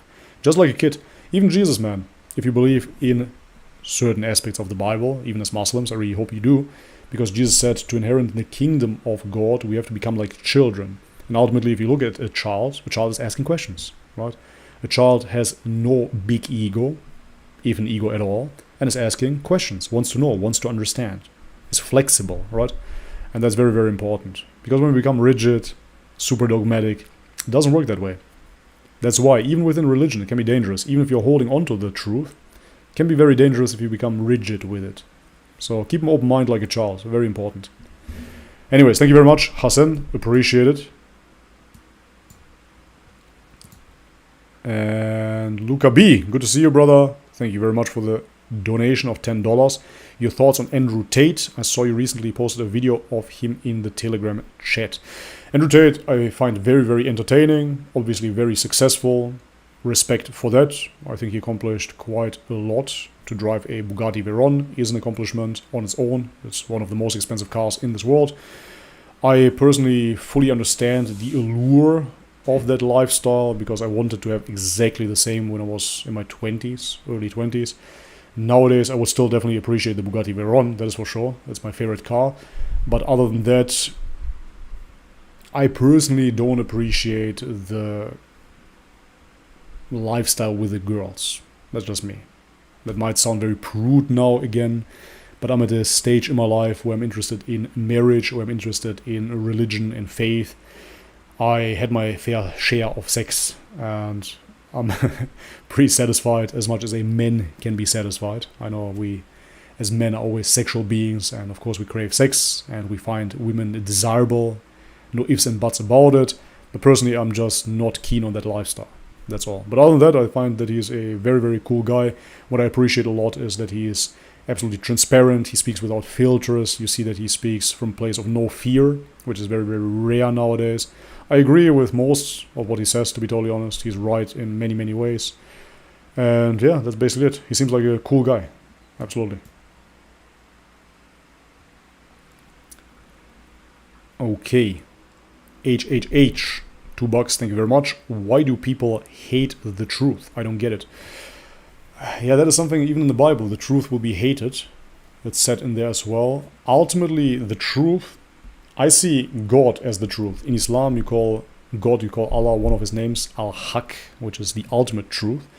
So which means if it is the ultimate truth, nothing else will be really true. What does that mean? Ultimately, that means that if God is the ultimate truth, so I think that Christians, Muslims, and even Hindus with the Brahmin will agree that that is the ultimate reality, the ultimate truth, which means that everything else we perceive is not really true. Ultimately, when I look at my chart, yesterday I had a scene here which was so funny to me personally. I had this little mini bathtub and I put it on a balcony. And my kid was playing in that mini bathtub, just splashing water everywhere, enjoying himself, having the time of his life, just laughing, splashing water everywhere, just enjoying himself, giggling. It was the best time, right? But then we had some strong winds and I saw that he was getting kind of cold. So I decided to get him out of that little bathtub, his swimming pool, and to bring him back into the living room, close the door. That destroyed him. That shattered his day. He started crying, panicking, frantically. It was just the worst thing that could ever happen to him. Now today, he's not remembering that anymore, and he won't remember that ever, right? But in that moment, it felt very, very real to him, and that was his reality. But it is not real. It really is not real. It's not a big deal at all to get out of the water, and actually, it's good for you, right? It's good for you to get out of the water because you're not going to get sick. Otherwise, today, he would be sick, maybe. So I kind of saved him from worse, but my kid is 1 year old and he cannot understand that. In the Quran, I have to really paraphrase now, but there was one surah which I liked a lot, and it said that there might be something bad for you. Thank you very much, Jellyfish. I'm going to respond in a second. There might be something bad for you which you find good, but something good for you that you find bad. I'm really paraphrasing here, right? But I found that very powerful as well, because ultimately it means you have no idea. You have absolutely no clue. You think it's really good for you, just as the alcoholic might think it's really good for him to drink beers, but it's not good for you. Not at all. And so my kid didn't know what is good for him either. He thought splish splashing in the water is really, really good for him. It's the best thing he can do forever. But I had to quit the fun. I had to be the party pooper. Because I knew the higher reality. I knew the reality about getting sick. He doesn't know that. So now I'm still just a limited human. I might know more than my little child, but I don't know much. And I obviously don't know as much as God will ever know. So therefore, God, as the ultimate reality, as the ultimate truth, knows everything ultimately and holds the ultimate truth. So therefore, everything that we experience is not really true. It might feel real to us, it might even feel true to us, but it's not really true. Because only God can be absolutely true. We cannot be true. And this is when Jesus said, why do you call me good? Only God is good. I think that's what's meant by that as well. Because even goodness, we cannot really be good either. We can do something good through the grace of God. But there's nothing inherently good about us. Only God is good. Only He is the majestic creator. Yeah, So, anyways, to bring it back, why do people hate the truth? I believe people hate the truth because they turn their backs on God, and God is the truth. And so therefore, every time truth shines into their light, they see an aspect of God. And they don't want to see that. They don't want to accept that there is truth. For example, I watched the documentary, What is a Woman? And ultimately the question was just, what is a woman? That was really the gist of it. What is a woman? And those LGBT activists and social justice warriors, they should just answer what a woman is. They couldn't do that, right? Even transsexuals, men that want to become women, they must know what they're emulating. They must know what it is that they're trying to imitate, right? Because, for example, let's say I have a Volkswagen Golf and I want to make it look like a Lamborghini. I've seen people actually try to do that. So now I'm going to modify the body. I'm going to use body kits. I'm going to use certain engine parts, whatever, right? So I'm a mechanic and I'm going to transform this Golf, this Volkswagen, into something that comes as close as possible to a Lamborghini. Of course, it's not going to be a Lamborghini. That's not the point. But the point is, I know what a Lamborghini is. And this is why I'm trying to emulate that. So if I try to define the Lamborghini, I'll have certain attributes, certain design outlays, what a Lamborghini is. And this is what I'm trying to do out of my Golf. So if I'm a man and I want to become a woman, I need to know what a woman is. Ultimately, a adult, biological female. That's what I'm trying to emulate, as close as I can. That's it, man. Nothing more to it. But those people couldn't answer the question because they hate the truth. Because if you hate the truth, you hate God. So you cannot even accept that there is an ultimate reality. What that means ultimately is that an ultimate reality is ultimately true, which means there's ultimately right and wrong, which then in turn means, of course, that you with your subjective opinion could potentially be wrong. Wow, mind-blowing. And this is something, of course, that people nowadays with their proud egos, they can't even accept. Because how could it be that my opinion is wrong? Especially if you look into the intellectuals, you see certain people that get degrees in gender studies. Wow, applause. Those people really think highly of themselves and they believe they're some sort of expert or nutritional experts. If you tell them veganism is wrong, no, I learned it's actually correct. They cannot be facing the truth because the truth ripples down from the ultimate truth, which is God. And with that, they're facing God to an extent and they don't want to believe in God. And this is why they hate the truth, because they hate God. That's it. Thank you very much again for the super chats. I think we have some more. Thank you so much, guys. Fantastic support today. It really makes my job easy, I have to say. It's fantastic. And Javid again, thank you so much, brother. According to Louis, it's to avoid the feminist system. If a woman becomes abusive at any point, the system is against the man. Yeah, so I think like that, you just fall into the trap of the system because the system itself, in its core, is a depopulation agenda ultimately. And if you're not creating children, you lost. Because if you don't create children, ultimately what you do is you are losing out in nature, you're losing out under God, and you let the system win. So you made the system your God. Congratulations. Because you're so obsessed with the system and how the system is pushing feminism, we agree there.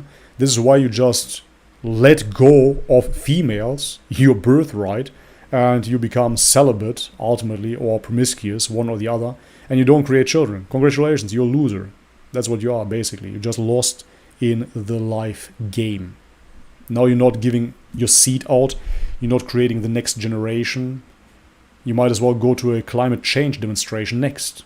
It's absolute BS, in my opinion. Why would you do that? Feminism, the feminists, they fell for the propaganda, and now you're falling for MGTOW, which is basically the other side of feminism. You're going to become just as bitter as the feminist. The feminist is going to be 35, 40, no men, no children, bitter. And you, maybe you're 50 then, you're going to be bitter because you don't have any kids. What you going to do with 50, man? Run around, travel? Fantastic. Lame. SM Bodo donated $10. Thank you so much, bro. I appreciate it, man. With much appreciation for the most honest person in the digital realm. I truly take a lot of gratitude in that. Did I say it correctly? A lot of gratitude for that. Yeah, thank you very much, man. I appreciate that. Because, yeah, when I started YouTube, The reason why I called it Bobby's Perspective was full transparency yet again. I was traveling, and back in the day, when I was still living in Germany, I had a friend circle around me, huge group of friends, and I would always tell stories, would always talk to them, and I would always be the entertainer in the group, basically. So most people would just listen to me. Thank you very much. Appreciate it. I always love to talk. It's just something very, very pleasurable to me. I enjoy talking. So for me, it's not work to sit here and to talk to you guys. Of course, it takes time, but I love it. It's a lot of fun for me personally to have the possibility to be asked by people and to talk. I really genuinely enjoy this. You can ask my wife. When I'm not here, I'm talking to her. Yeah, anyways, when I started traveling then, I would sleep in hostels and meet many people, and I would just ramble continuously. And they told me, man, you need a YouTube channel, bro.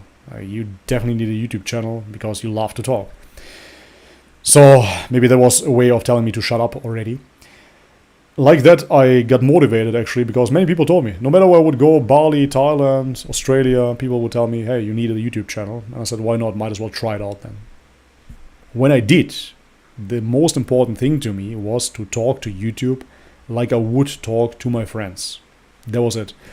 Now, looking back, of course, we all have to start somewhere. So now I have to cringe when I look at YouTube back in the day, my YouTube. Because obviously I thought I'm talking authentically, genuinely, but I was still talking to a camera, so it was kind of hard to me. Nowadays it really isn't. I talk to you guys literally the same way that I talk to my friends.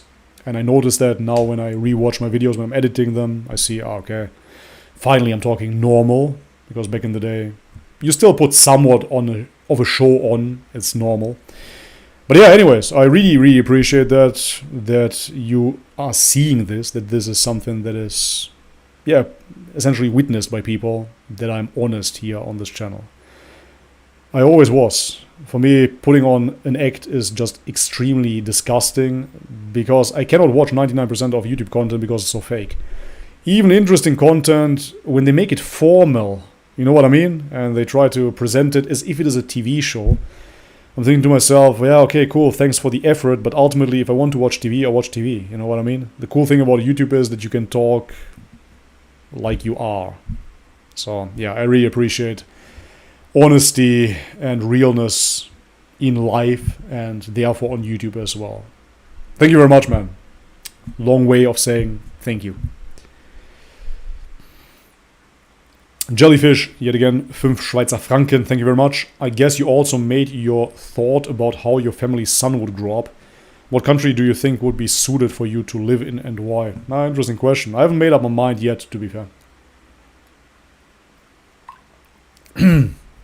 I was sleeping with the fan on, and I'm a bit congested, but it's so hot here. Anyways, so, no, I haven't made up my mind yet. Actually, we're moving out soon. I like France, I have to say, but I see Europe just degrading so fast. Right here in France, when I'm living here in the south, I'm surrounded by so many Muslim people, which essentially was such a huge factor. I really believe that God works in mysterious ways. I really believe that God guides us through life if we really seek. And it was in Portugal that I started reading the Quran in secret. And that's when my eyes started opening up, and all of a sudden, next thing you know, we're just moving out of Portugal. We didn't want to stay anymore, too many restrictions with the situation. And we decided, hey, let's just move to the south of France. And we arrived in the south of France, in Marseille at first. And it was anything but French, to be totally honest. It was so multicultural, Arabs everywhere, Americans, Algerians, fantastic sauces on the way. Algerian sauces, amazing. But anyways, yeah, so that was the first time that I actually was in an environment surrounded by so many Muslims in Europe, that is, that were supremely friendly and just so welcoming. It was unbelievable. I've never seen anything like it. I would be out there with my wife and with my kid, and just friendly people everywhere, helping me out with the trolley, helping me out with the groceries, greeting me, just absolutely unbelievable. So nice. And yeah, ultimately that was the first time that I saw such nice Muslims in Europe, because in Germany I grew up in a block type of neighborhood, and I just saw criminality, a lot of illegal activity, a lot of haram, a lot of sinful behavior. The Muslims participated in all the sins aside from eating pork. They were drinking alcohol, drugs, prostitution, everything, violence, very violent, in and out of jail consistently. So for me, that was just evil, and I associated it with Islam, of course. But nevertheless, as I said, so through that, end up in France, and I just really loved that environment. I feel very safe here with my family around. People are upright, nice people. I could imagine myself living here as well, but nevertheless, we are moving. Because up until now, I haven't made it longer than 1 year in any type of country since 2014. Yeah, since 2014, I've been on the move. We want to have more kids, God willing, many more kids. But now I have just one, and we're still able to travel around a little bit. So now will be the last time, God wills it otherwise, then it will be different, but probably the last time that we're going to explore certain countries and check out different places. Ultimately, it's a visa issue in many countries outside of Europe for me.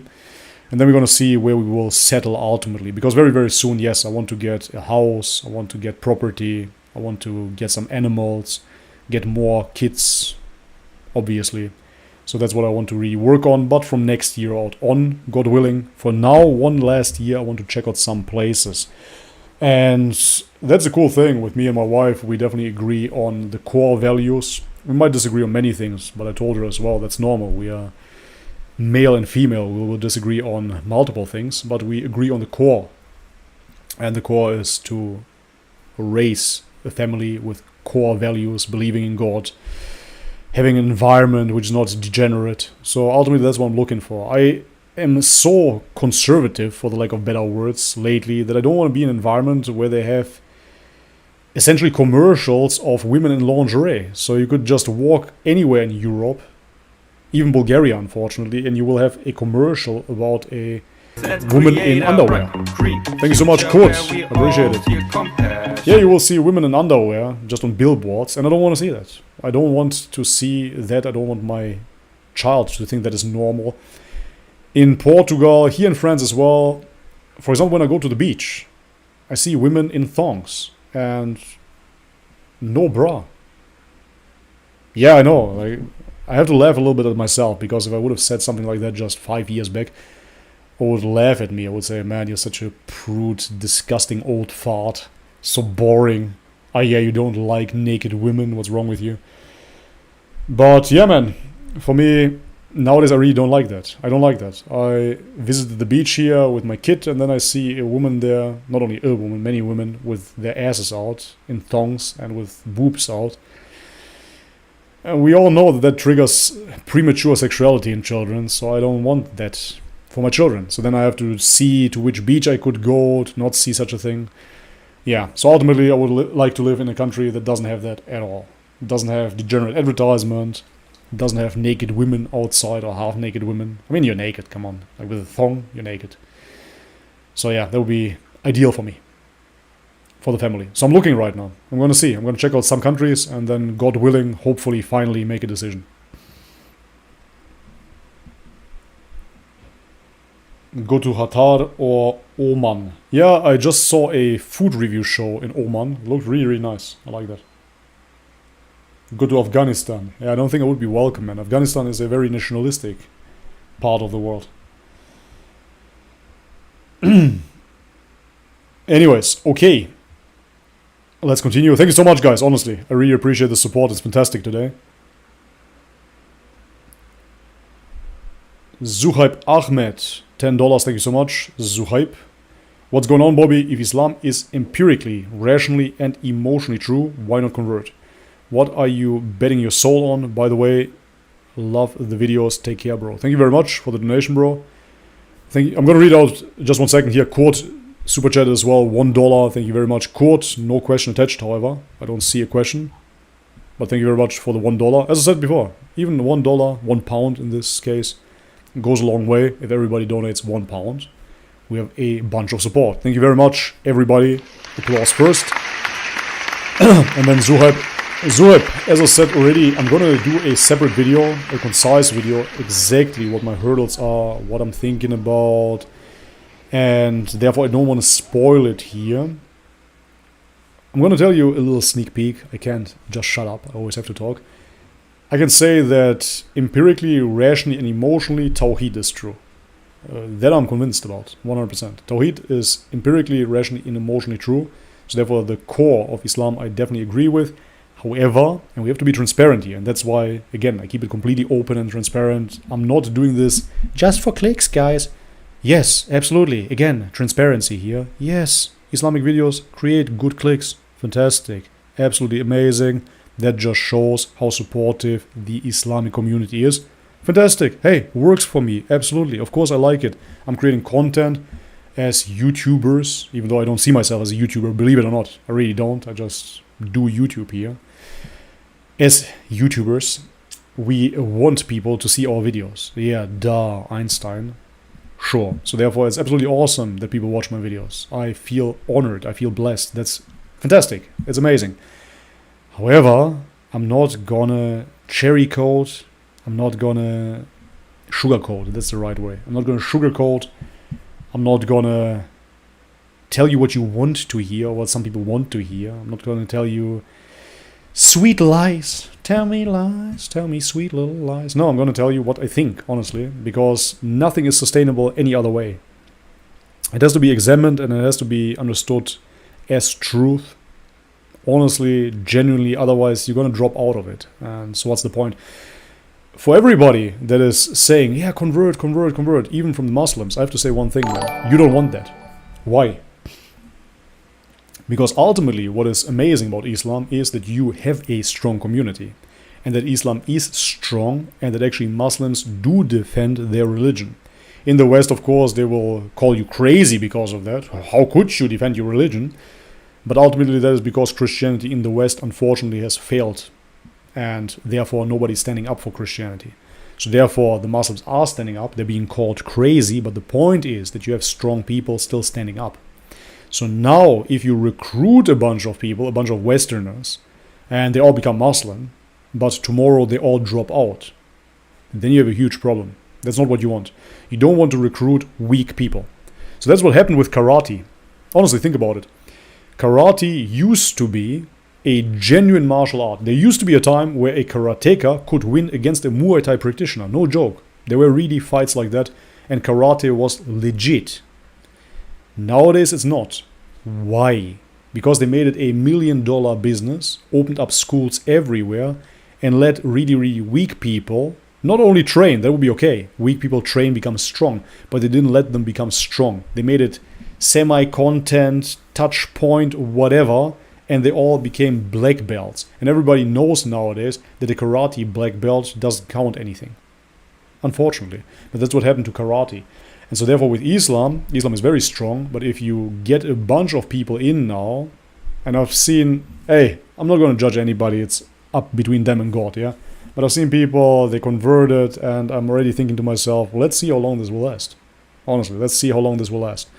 Because ultimately this will be very, very detrimental to Islam if you get a lot of recruitment, and then the next thing you know, a few years later, they're all going to come out and drop Islam or drop out of Islam. That's not what you want. So therefore, no compulsion in religion. Don't push it on anybody. Really not a good idea. Let God work through them. For me personally, I'm going to make a separate video, as I said, what my hurdles are. Now I'm not going to spoil it. I have certain points, and I'm writing a list. Everything that is, for me, not clear, let's say, I'm going to talk about as well. All in the video to come. But anyways, clarifying that as well, if I find it to be empirically, rationally, emotionally, absolutely congruent at all levels, I accept it. No worries. Otherwise I would be not true to myself. What would that be? Do all the research, watch all the videos, read the whole Quran? Like, who has done that? And then I'm going to say, it is true, but I'm not going to accept it. Out of what? Nah, man. Definitely. If it is true, then I accept it. No worries. But for that, I need a little bit more proof. And a little bit more reflection, essentially. It's not so much proof, as I said. It's not so much about historical proof and blah, blah. It's more reflection. Anyways, okay. Thank you very much, guys. Wow. Many, many super chats. Thank you so much. Let me know in the chat. Again, I couldn't catch it. If I missed a super chat or a Streamlab donation, please let me know now. And then I will respond. It might be that I missed something.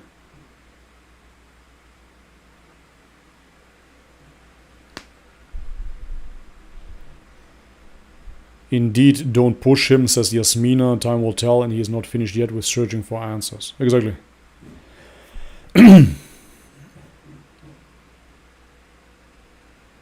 Don't be a hypocrite. Always be a firm believer. Gain knowledge. Exactly.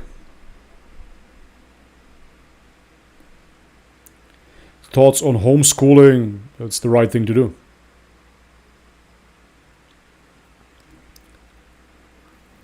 Bobby, have you discussed your findings with Muslims who are scholars? No. Or are you just doing self-research right now? No, right now I'm doing my own research. I have a issue with authority. I really do.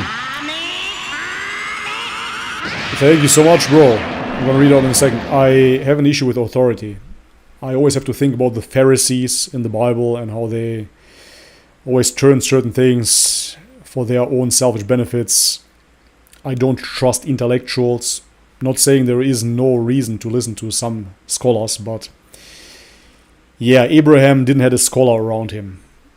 Moses didn't have a scholar around him. I'm not saying I'm a prophet, please, don't get me wrong, but I think we have the revelations and that should be sufficient. That's how I see it. But nevertheless, I'm of course open to talk to scholars. However, in orthodoxy, guys, you have to understand that I come from a very religious background. Again, clarifying, not growing up, but when I decided to commit to my faith and become practicing, I was very, very religious. And during that time, people always told me, you have to discuss it with your church father, you have to discuss it with your church father. You have to discuss it with an imam nowadays, people say, you have to discuss it with a scholar. I have an issue with that. I really do. I'm completely honest here yet again. I have an issue listening to other men. I want it to be between me and God. I think that we can really grasp that. Thank you very much for the super chats yet again, guys.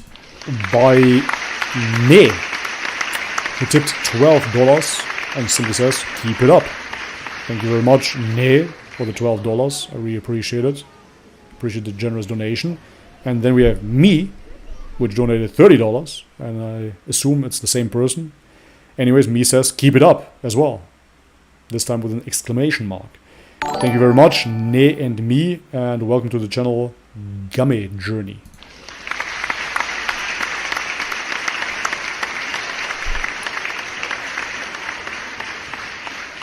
Okay, thank you very much, guys. Really appreciate it. It's amazing support today.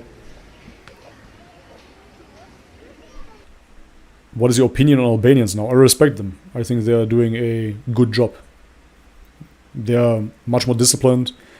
They are much better workers. They network way, way better than Macedonians do in the country. And I think that they've been mistreated quite a bit as well over the years, especially by the Serbs, by the Yugoslavian government, and a lot of atrocities on their people. So therefore I do respect them. Of course we cannot generalize, you will always have idiots within Albanians, Macedonians, Bulgarian, Serbian population and great people. But ultimately I respect them as a whole, for sure. Thank you very much, Computer. Computer donated 99 cents. See guys, I thought that $1 is as little as you can donate. You can even donate 99 cents and support the channel. Thank you so much, Computer.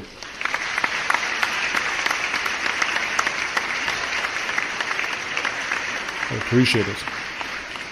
Okay, now let me answer a few chats. Let me try, and then slowly but surely I will be tuning out. I'm getting very hungry. We already edited for 2.5 hours. And I can't speak straight anymore, as you can hear.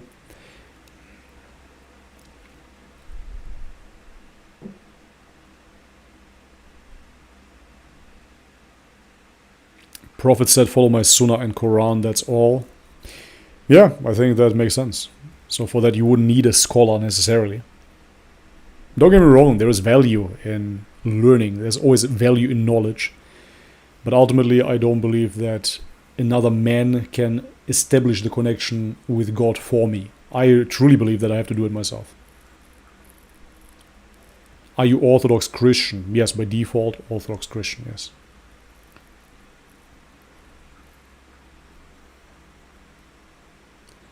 God wants obedience.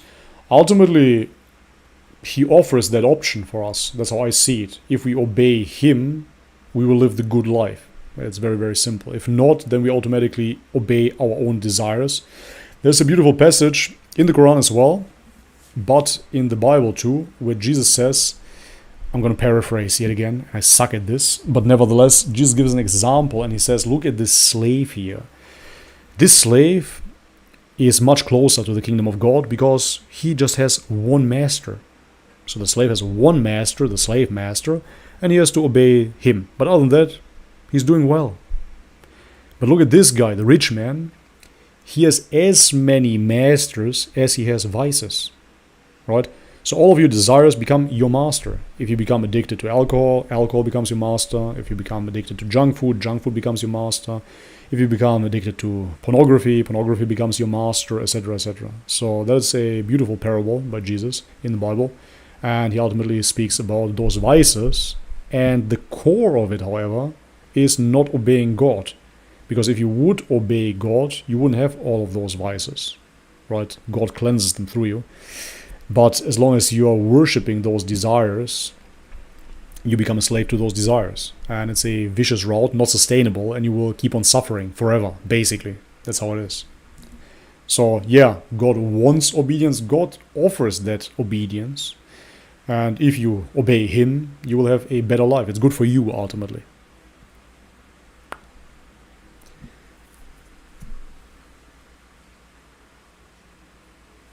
Many Bible prophecies have come true, and so will many more. Yeah, for sure.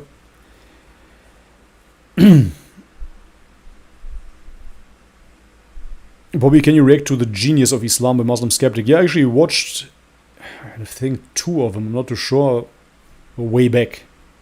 But yeah, I would react to them. Because usually I react to videos that I've never seen. It's just my general reaction. I just watch them. But yeah, I would watch them again, for sure. It's a very, very good series. Allah presents an example, a slave owned by quarreling partners and another belonging exclusively to one man. Are they equal in comparison? Praise be to Allah, but most of them do not know. Yeah, true.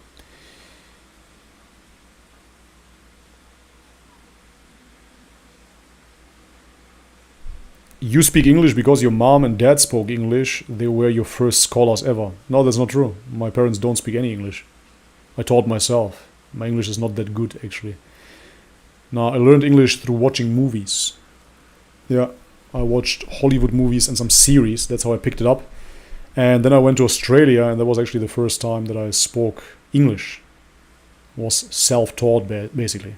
If there is such a thing as self-taught, because you, of course, always use something. But yeah, I taught myself by movies. Wow, you sound just like a Muslim already.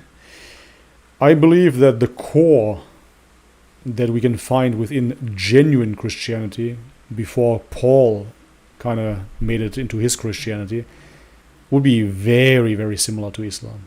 Extremely similar. Bro, do you believe Jesus is God? No, absolutely not. Why would I? Tomorrow a video is coming out on that, on the Trinity and Jesus being God. And even my video there, is Jesus God? I said it too. Said it multiple times.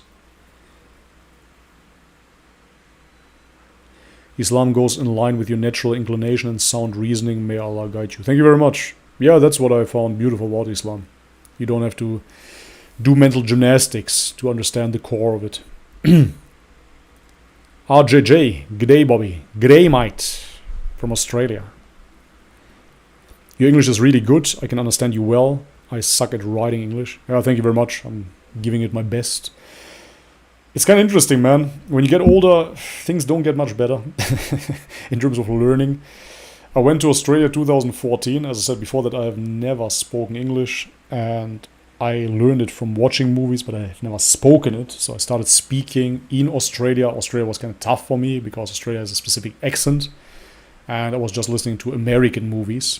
So I had to speak to Australians, to Irish, Scottish. It was very, very tough for me. Nevertheless, I made it work somehow. And 2016, I think, I started my YouTube channel. But since then, my English didn't really improve, I have to say. Yeah, I'm kind of disappointed with my brain. It would be nice if I would have picked up a few more words. What do you think your religion if you're born in isolated land and live without your parents? Yeah, I mean, that's the fitra, ultimately, so that we would believe in one God. The question here is simply if we would have the same ceremony. So, for example, certain things would have to be taught, right? The praying, the way that it's conducted within Islam. Then the Quran itself would have to be revealed. The pilgrimage. So those are all added things, right? So I do believe in, again, Tawheed, the oneness of God, the fitra, the understanding of those things. But at the same time, we definitely cannot deny that there are certain things that are added. And I'm not saying they're added by man now, don't get me wrong. But I'm just saying there are certain things that have been taught, revealed. So if you would be on a lonely island, you wouldn't have access to those things. You wouldn't have access to the Quran. You wouldn't have access to the Hadiths. You wouldn't have access to mosques. You wouldn't have access to Mecca, etc., etc. So we have to take that into consideration. Pugman, brother Pugman, thank you so much, man. $20, thank you so much for the generous donation. How about the theory Jesus is a fictional character? You think he's a historical person? There are many different theories on that, and that's what I'm saying. Certain things we can only take up on faith. I think historical evidence about Jesus, man, there are many, many different theories. So some people take certain external texts about Jesus, external to the Bible that is, and take them as enough historical evidence. That is the mainstream appeal, which doesn't make it true. But the mainstream appeal is that Jesus was a historical person. Other than that, there are a lot of theories that he wasn't, that he essentially was based on previous, thank you very much, Matze, on previous gods or demigods, Egyptian gods, etc., etc. Because we do see certain stories of people dying and rising again. So things like that have been there previously to Christianity as well, especially in Egypt. So I do believe that they're making a compelling case, to an extent, to a fictional character as well. And this is what I'm saying. Ultimately, historical evidence, no matter what it is, has to be taken up on faith, because we're relying on what people wrote, on what people documented. And this would be the aspect of faith that you then have to take up on faith. Yet again, I believe that there are certain things that you can know within your heart. For example, I am firmly convinced that I know that there is ultimately right and wrong. I believe that because logically otherwise everything falls apart, and we would live in a world that has no meaning whatsoever. And in a world without meaning, being a being that seeks meaning consistently would be just so self-defeating. It wouldn't make any sense whatsoever, and it wouldn't explain anything. I don't know if it was Aristotle or Plato, I'm not too sure who it was, but he said that you would never have a discussion or a debate with anybody that doesn't accept logic as the fundament of the discussion first. So ultimately, it's not just exclusive to YouTube nowadays where people have debates and discussions. So back then, ancient Greece, they were discussing, they were debating, and at some point he said, man, if you don't accept logic, I'm not going to talk to you at all.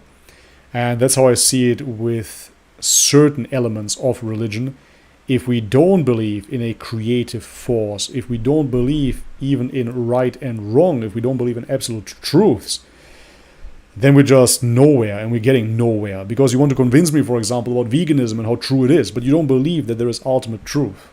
That's self-defeating. Doesn't make sense. It's just as if I would tell you, hey man, I'm drinking water. Yeah, this Coca-Cola tastes really good. I like how the Sprite smells. You're going to tell me, I thought you're drinking water. Yeah, orange juice, man, absolutely amazing. It's delicious. Yeah, kind of lemony. So that would be illogical, irrational, and like that you cannot have discussions. You would go insane, you would go crazy, it would drive you nuts for a good reason, because we are not wired like that. So because we're not wired like that, we can ask questions of existence. Anyways, I'm rambling here again. Why I'm saying that is that those existential questions can be asked in the now as well. Historical questions are a bit different there, right? Some people will be 100% convinced what has happened in the past. That and that happened to Muhammad. That and that happened to Jesus. That and that happened to Moses. It might be, but I'm keeping an open mind, and I cannot really know. That's factual. I can adopt that belief and say this belief is beneficial to me personally, for sure. But I cannot prove it. I have to take it up on faith. I have to say, yes, I do believe in the prophets. But I cannot prove it. I can show you some evidence. You might agree, you might disagree. It's very similar to studies. Because if I want to convince you of veganism, yet again, I can show you certain studies and you might be convinced. I might look at the same studies and say, nah, it's not good enough evidence. I might look at meat-eating studies and say, yeah, that makes sense. The vegan will say, this is bull crap. This is funded. This is not good evidence. So ultimately, we're deciding which scripture, even though it is a study, we decide if we accept that as valid. And so now somebody will accept the Bible as valid, 100%. And then the Muslim will say it has been corrupted. They will say that the Quran has been preserved. And the Christian will say, no, this is the doctrine of devils. It's not good. Might be, right? So ultimately, which evidence we accept is up to God. That God knows why we accept it. Again, religion, there's no compulsion in religion. Then it's up to God what we're going to accept. I personally accept certain scripture that others might not. And others take the evidence for Jesus and say, yes, he was a historical figure. Others say he was a mushroom. Yeah. Either way, I'm open to those theories, and I personally don't see it as blasphemous. I'm interested in all the possibilities. It might be, of course, that Jesus was a metaphysical concept. Might be. And that he was essentially this impersonation of what it would be to be without sin, to be born out of a virgin, because we have stories that precede him and people being born out of virgins, rising after 3 days, etc., etc., etc. So all of that might be. But I wasn't there, so ultimately I never know.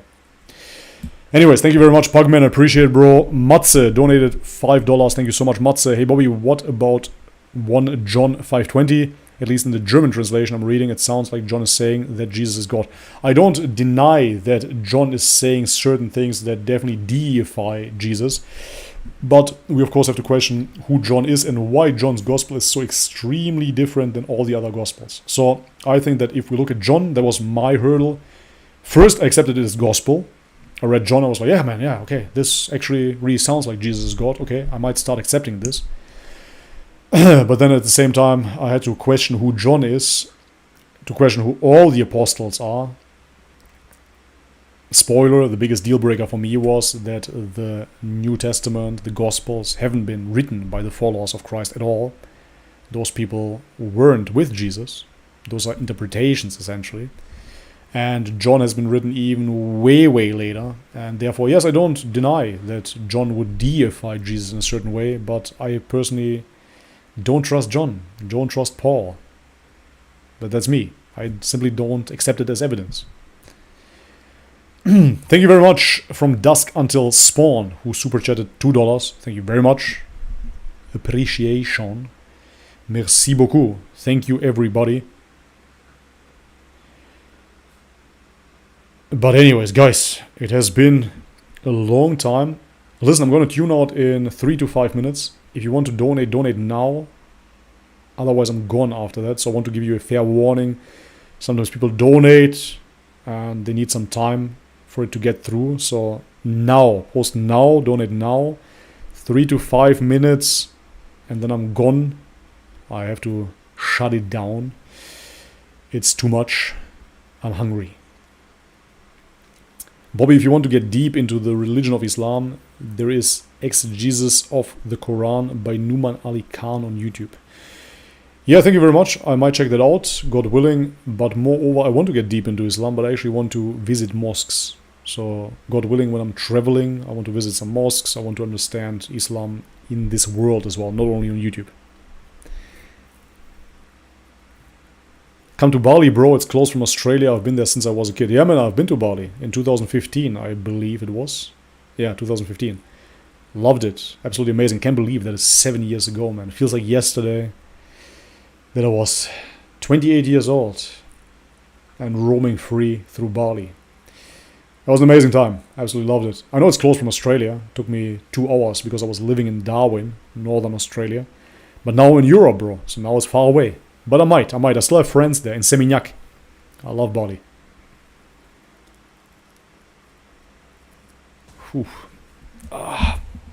I'm getting old, man.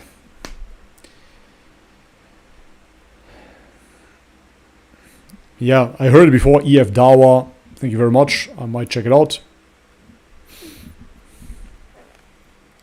God does not judge you on what you don't know. That would be unfair otherwise, right? I agree.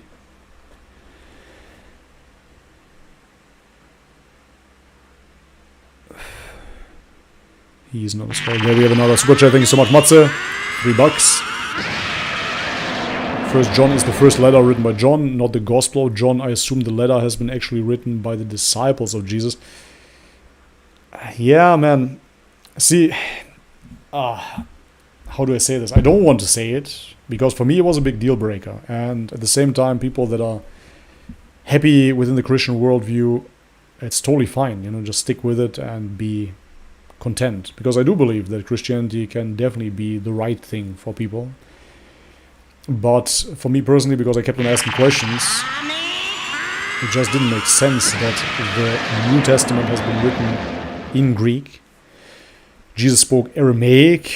The Gospels, I don't know exactly when the letter has been written, I have to check it out, have been written under synonyms, right? Matthew, John, etc. Those are not even the real names of the followers of Jesus, which real name was probably Joshua or something on those lines. They've been written in Greek, and the followers of Christ were simple fishermen according to the Gospels, so they were 100% illiterate. They definitely wouldn't be able to write anything as fishermen, but they wrote those Gospels, allegedly, and then turns out, now they didn't. They were Greek scholars or philosophers or something else, and those are interpretations, essentially. So the earliest manuscripts, they always say, oh, look how many manuscripts we have, how many early New Testament manuscripts. Yeah, but they're all written in Greek. So that is quite something to think about, I would say. Very, very interesting stuff. But yeah, when I looked into that, that for me shattered it, to be totally honest. That shook my faith. Again, to this very day, I'm still learning about Christian orthodoxy. I'm still learning about Christianity. And I'm definitely open. If Christian orthodoxy would be the truth, I would just stick with it forever. No worries. But for me personally, I don't see a congruency in there. I don't see a reliability in many, many scriptures, unfortunately. I would have loved to just stay orthodox, 100%. I would have loved to. Thank you very much, Matze. Rudy Who tipped $5. Thank you as well. Rudy, have you read the King James Version Bible? If so, what do you think? Yeah, I read it. I read the King James and the Orthodox Study Bible, which partially has the King James in it as well. What did I think when I was reading it? I took it as I said, literal Holy Gospel. I liked reading it. But nowadays when I'm looking at it, I see certain discrepancies which don't make sense to me in many ways. But I still, to this very day, think that it's an epic tale and that there's a lot of value within the Bible. And I think that every Muslim would benefit of actually reading the Bible. 100%.